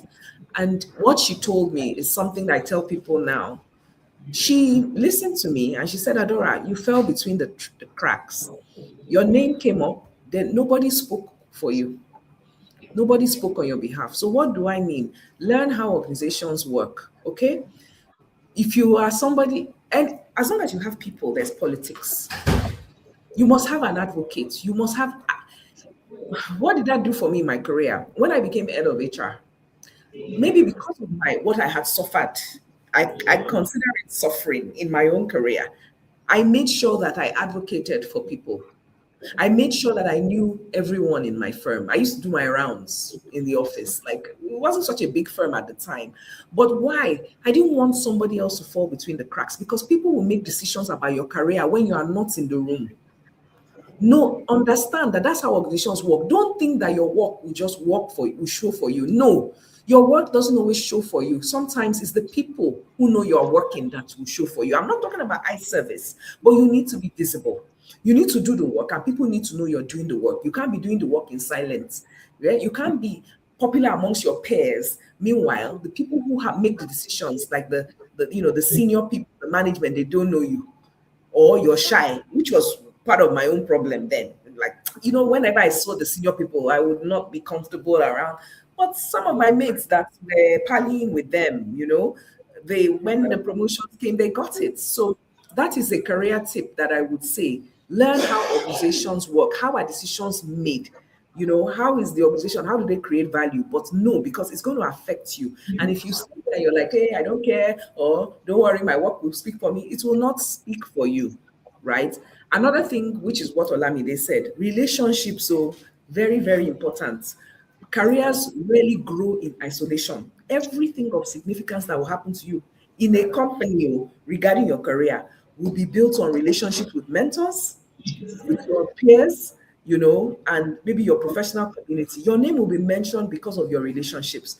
If you are somebody and you're saying, I don't have relationships, so I don't like talking to people, well, I don't know how you need to develop that ability because significance will happen in relationships with other people. The fifth thing I would say is develop a reputation for being a reliable person in your early stage. If there's nothing you can do, just be somebody that people can rely on. Even if you are not a brilliant scholar, like you're not a brilliant high performer, just be somebody. People who stand out are people who deliver on their commitments. If you say 1 o'clock, let your 1 o'clock be your 1 o'clock. Show initiative. Be somebody that you offer yourself. You go beyond. Your one is your one. Your two is your two. Be a problem solver. If a problem is in your organization, solve it. Don't be looking at the problem and just thinking, well, it's not my problem. It doesn't affect me. Develop a reputation. If there's nothing you do, just have a reputation for being reliable. And then, of course, the other last two things I'll talk about is if you know yourself, please learn how to manage yourself. Little things like time management, if you know what makes you stress, managing your stress, handling feedback, manage yourself. You cannot think about developing or growing in an learn how to manage yourself. Your early career, right? Manage yourself first. Be on time, be reliable. And last but not least, please, and this is something I see people struggle with, think long term. Remember, I talked about vision? Start, don't just, people just focus on job or the next job when they should be thinking about the next 5 years. What is this place leading you to your destination in 5 years? You understand? Leading you to your future. If you keep on thinking of just what's ahead of me, the next job, the next this, then you're not a long-term thinker. And that's a big problem that people generally have career-wise. As long as this place is taking you north, your career is north, and where you are is leading you and is aligned with your career, then it's worth building upon. Of course, if the minute you see that it's not aligned with where you want to go, then you need to look, I need to turn a different direction.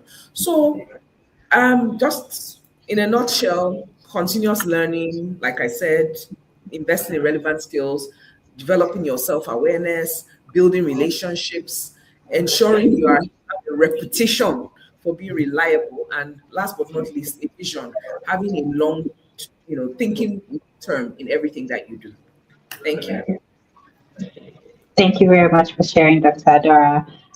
Okay, so I think we've all gotten that, but just a brief rundown. So number one, Dr. Adora said develop future relevant skills.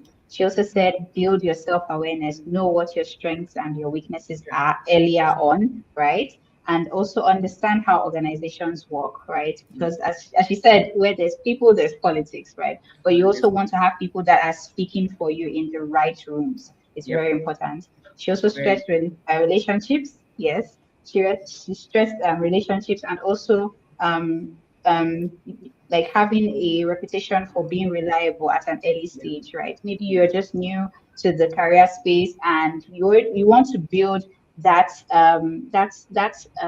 reputation for being reliable to your leads, to your managers. They want anytime within your team, your managers can say, oh, I can rely on so person. I can definitely rely on Olamide. I can rely on Oluwasegun. That is what you want to build at an early stage before you grow too far within that organization or even in your career. So anytime different professionals that you've met along over the years, in your growth, they meet you or they don't even, or when your name is mentioned, they're able to speak for you and say, yes, this person totally reliable, totally dependable, takes initiative. You want to build that reputation early. So that is a very key point. And she also mentioned managing yourself. So thank you very much for sharing all of those gems, Dr. Adara.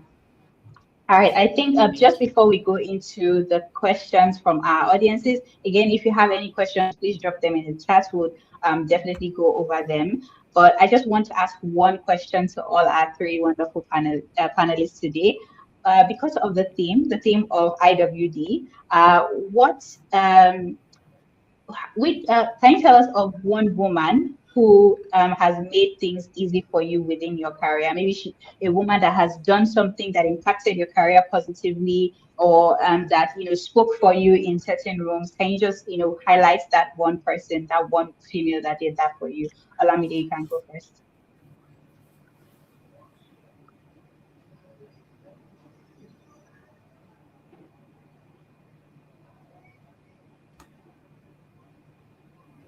Hi, Olamide, are you with us?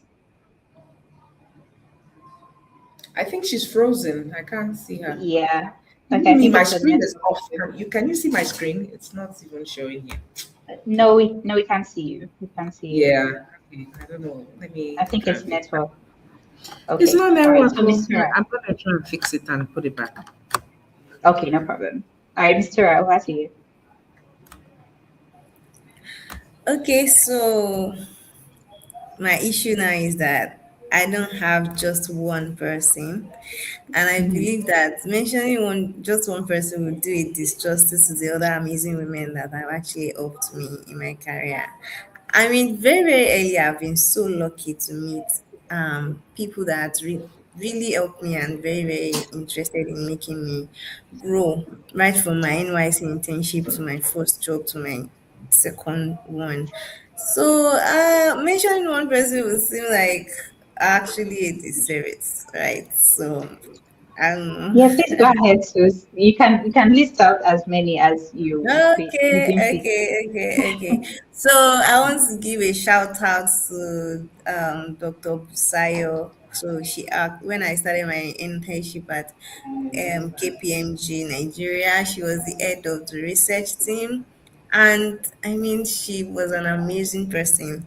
She kind of she's intentional about just getting to know you. You can't be on a team and not just grow. I mean, we had a session where every Monday she asked us, "What did you do this weekend? Which book did you read? Did you do something intentional?" So because of that, I have to actually, during the weekend, I have to go and get a book to read because I know that she was going to ask, and it helped me a lot. And apart from that, she's always there to kind of just advise you. Even after I left, we are still in contact, and she really does help me a lot. And then the second woman I want to give a shout out to would be Blessing Benjamin Ifedio, for she was great. I mean, I had other great team. I have amazing team members, right? But she was the only female on the team, which is why I'm mentioning her name, right? And she was actually the person that I said spoke up for me and said, "Mr. I can do it." So she had actually spoken up for me and given me opportunity to grow. So, and she's still there till today and still helping me. Anytime I have any issue, reach out to her. She's ready to help. And yeah, I mean, I've met, then there's Yetunde Falore. She was the head, she's the head of investment banking at FBN Quest. The first time I met her, I just kind of just started learning from her immediately. And she's also always there, just telling me that, "Mr. Ra, you can do it. You are very valuable. You can do it. You can." And she's always pushing me in front. Say, I know you don't want to talk on that meeting. You have to talk, even though you think that you don't want to talk. I mean, and she gave me a lot of exposure. She pushes me beyond my limits, and it actually did help me a lot. And one person I would say I also give a shout out to my current boss, um, Onyebuchi Mubiyemi, current head of investment banking in Cardinal Stone Partners.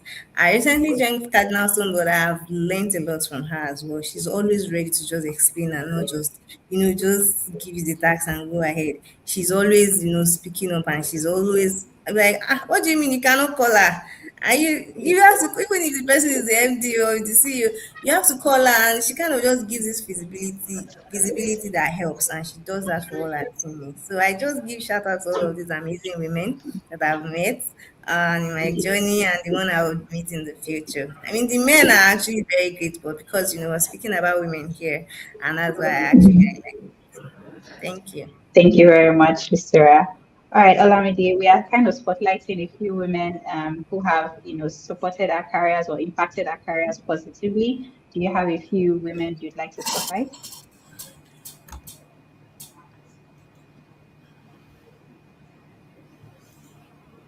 Okay, I think it's a network issue. Dr. Adora, Hi. how about you? Hmm. That one. I'm not going to follow Mr. Rao in that one. This is a trick question. I'll get into trouble.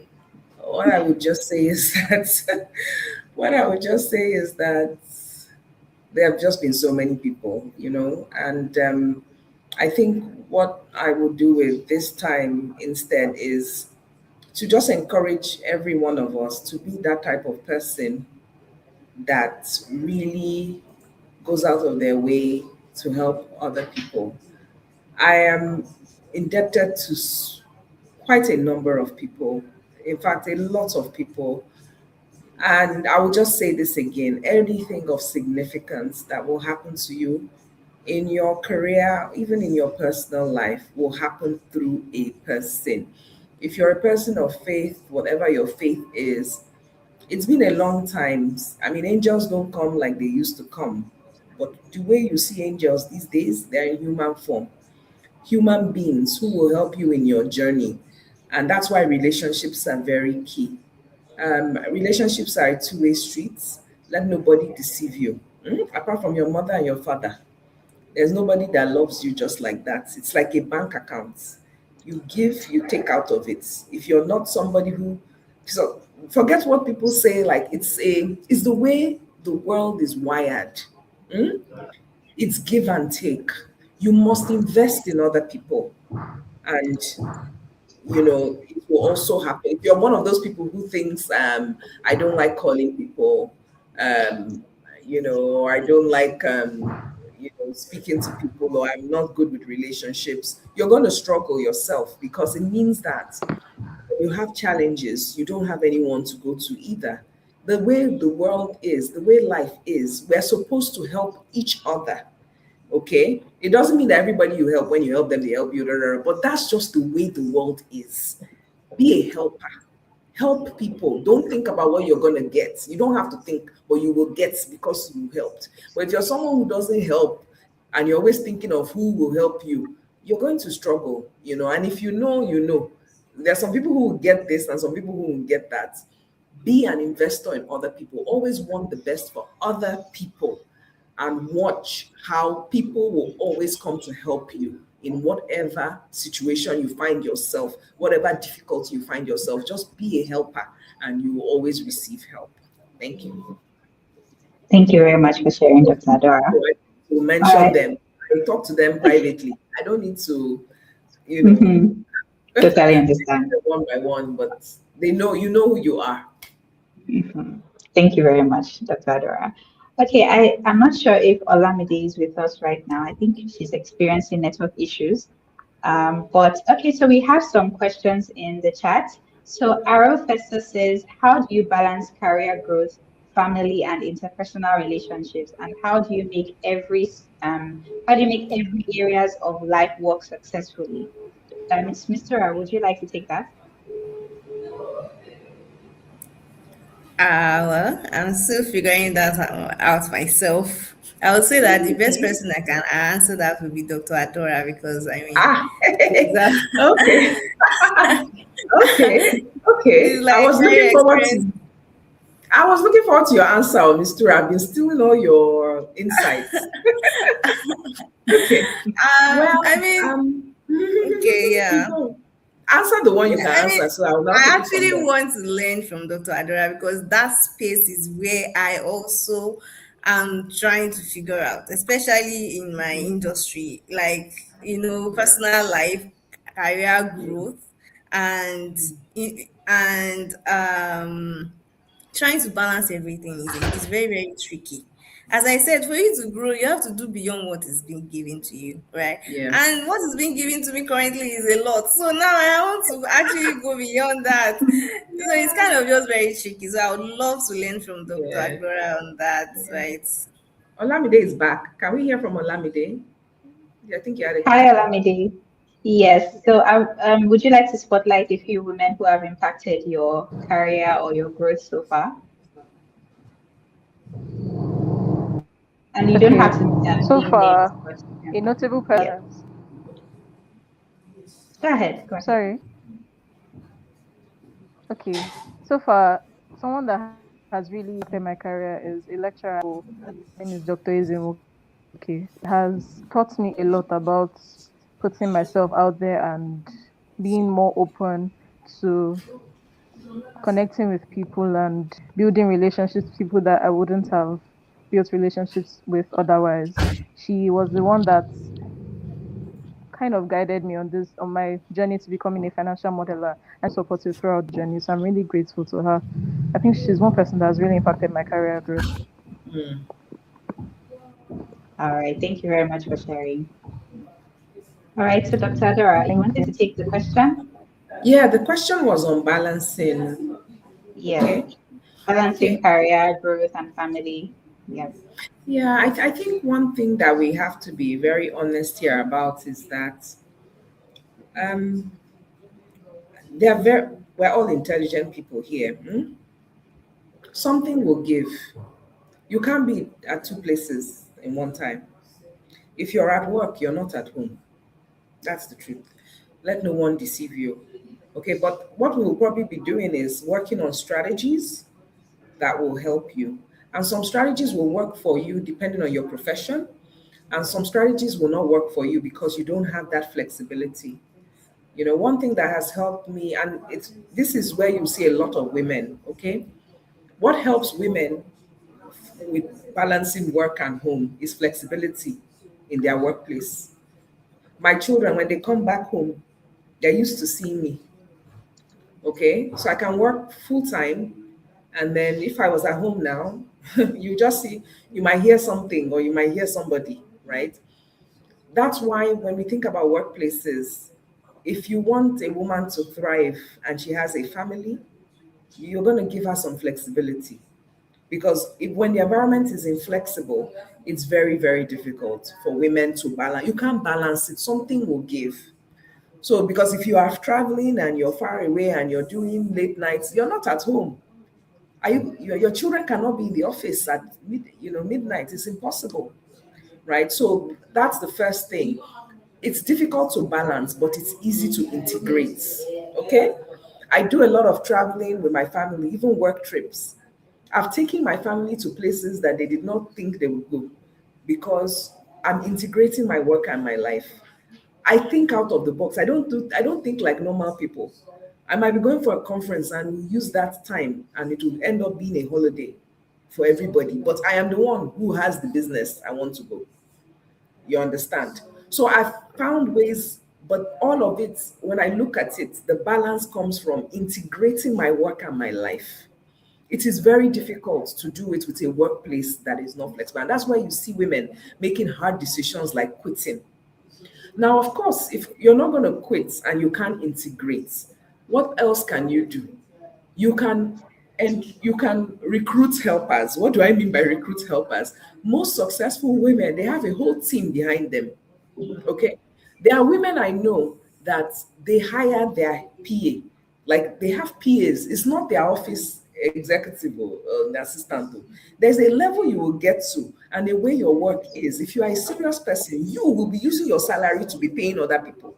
And I don't mean nanny and driver. I mean you will even hire another person that is not working for your company but working for you because you just have to. But some people, they don't think that way. They just think that, oh, these people are doing, they're not doing it though. I know quite a number of people that I know that, you know what, if I need to cut out this my salary, I need another person. So, and which is why I can't help but say, if you want to, that's why where financials come in. Money gives you options. You understand? If you're going to make that, you really want that top job, then you're going to be earning well, right? At least maybe above market. Use that money to make your life more comfortable. Don't use think you're going to just be keeping the money. No, you use money to make money. So, what are the things that are going to free you to be more productive? Then pay for them. Whether it is, things that improve your well-being, whether it's things that free up your time, whether it's ways of working, get a coach. I work with women who run businesses, senior leadership. There's a reason why they have a coach. Oh. If you have a mentor, all well and good. If you have a whole workforce in your house, your housekeeper, your driver, they all add to your life. There are people you can pay to make your life easier. Please pay them so that you can rest. So, what is my key point here? It's not about balancing. If you try to balance, you can never balance because when you go to work, you cannot be at home, right? But you can integrate. And the best way for integration is a flexible type of work. For those of us who enjoy remote work, our children and our families can be around us while we are working. I may not be present 100%, but the fact that I'm even seeing them, I can tell my son, oh, yeah, be doing your homework here. You, my daughter, under, be doing your homework there. But for people who go to work, it's harder. What you do is you just have to structure your time very well because your work is not as flexible. When I used to go to the office all the time, your work is not as flexible, but you have helpers, you have staff that you have that help you. And then you just spend your money wisely. Use your money to stay with your family. And you have a retreat or a program, bring your family along. You understand? I do that a lot. And I know quite a number of moms then in their careers. I have friends who are execs who traveled with their babies, with their nanny and baby. You will pay, your company will not pay, it is you that will pay because that's the price you're paying. So you have to think smart.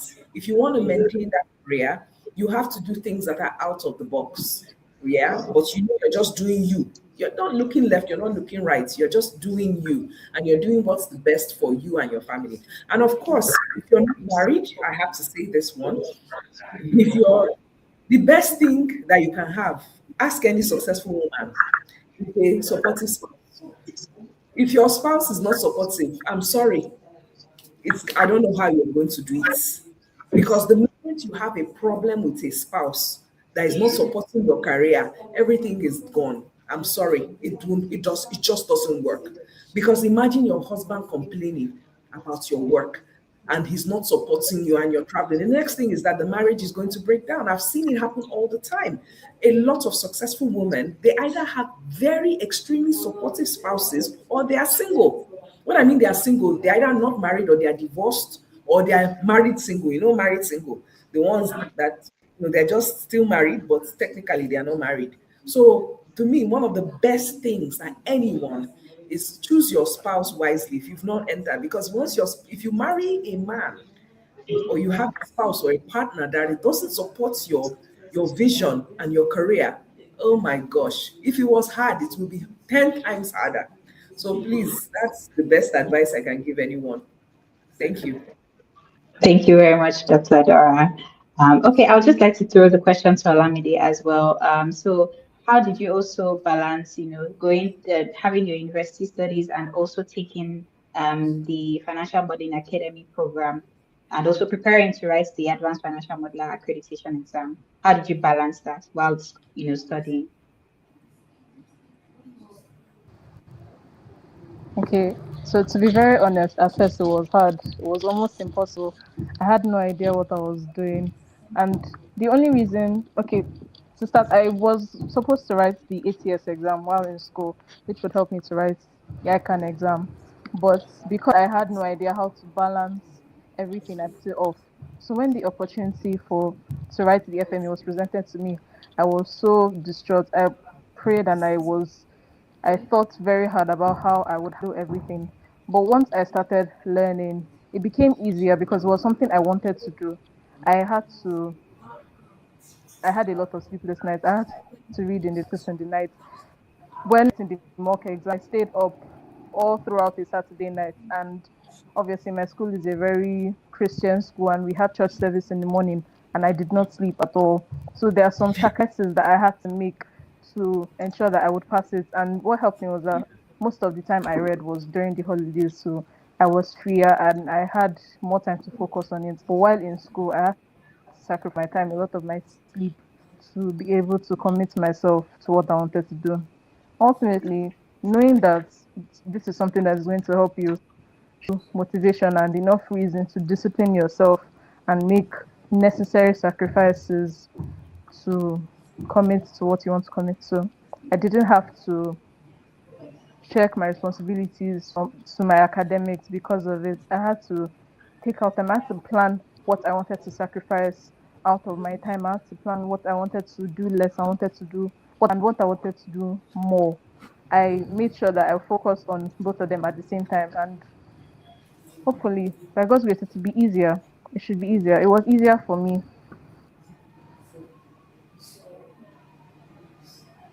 All right, thank you very much for sharing, Olamide. Okay, so I think this has brought us to the end of today's webinar. I'd just like to spotlight a few key things that was mentioned from all our panelists. So one key thing that stands out, You said you're not around. That's my okay, seat. Okay, so one clear thing that stands out in in career growth is it's that it's cumulative and it's also intentional. It rarely happens overnight. Instead, it develops gradually. So through your decisions, through your relationships, through consistency, through skill building, and over time. So don't pressure yourself, but just be intentional about how it is that you want to take your career to the next level, how you want to grow your career.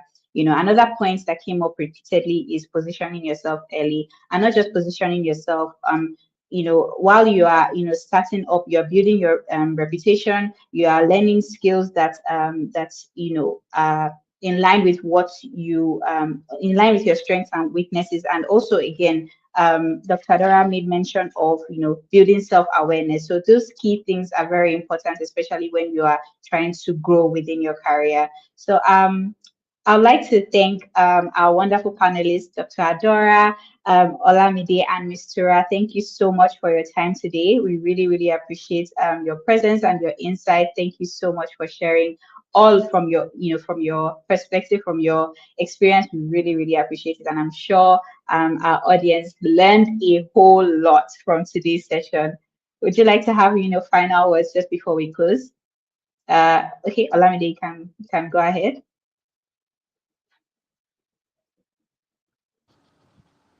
Okay. Thank you so much for having me today. I'm sorry. I really enjoyed this session. I was really happy that I got ahead of me. I'm really happy to have conversation, even though I'm still very early in my career. Thank you so much for having me. Thank you, Alamide. Over to you, Mr. Ra. It's my pleasure being here, and I definitely have learned a lot. I've learned a lot from Olamide and Dr. Adora from our wealth of experience and from dealing with a lot of people in the HR space. I would say I have taken a lot away from this session, and that was what I had hoped for, and I'm glad I got it. And yeah, thank you. Thank you for the opportunity. Thank you, Thank Mr. Ra. Over to you, Dr. Adora. Yeah, I just want to say it's been a fantastic time. Olamide, it's been a pleasure to just listen to you. You know, you're doing so great. I mean, I'm just reminding myself when I was 21-ish. And to anybody in their 20s, that's the best time to invest in your career. It's the best. I can imagine because I did my master's at 21. I know how people struggle to do it in their 30s. I know how they struggle to do it when they have families. Please, oh, use your 20s well. If you can't, work cannot be hard in your 20s. You know, I tell people, I don't know how consulting is. My first day in consulting, we slept in the office, so you work. The next day they said, come with your toothbrush. Like that was how we used to work then. But it's funny. I don't know whether Gen Z work like that now, but either way, it doesn't matter your generation. Still, all the work, do it early as possible. The reason is like it's like any investment. If I knew some of the things I know now, like for example, you guys are in finance, the law of compounding interest, and they were telling me something about saving, and by the time you're 50, you'd have it, you'd be like a billionaire. I would have started saving much earlier, right? But I can tell you that when I talk about wealth, both the human, material, they were things that I started early. You'll be shocked. I was so used to being the youngest. Like I graduated at 21, 22. I had my master's. I was in management before 30. I used to just be like, I'm young, I'm young. I don't even know where the time went. Like now, I'm looking, I'm older. Oh, hey, people are looking up to me. They're calling me mad. I'm like, is it me that was that small girl of yesterday? Please spend your time wisely. Invest now because it is the investments you can make now that will allow you to enjoy. Don't leave it till when you're married. For when you're married and you have children, it will be 10 times harder. Don't leave it to when you're older. Suffer in your 20s, early 30s. Be productive, right? So that all these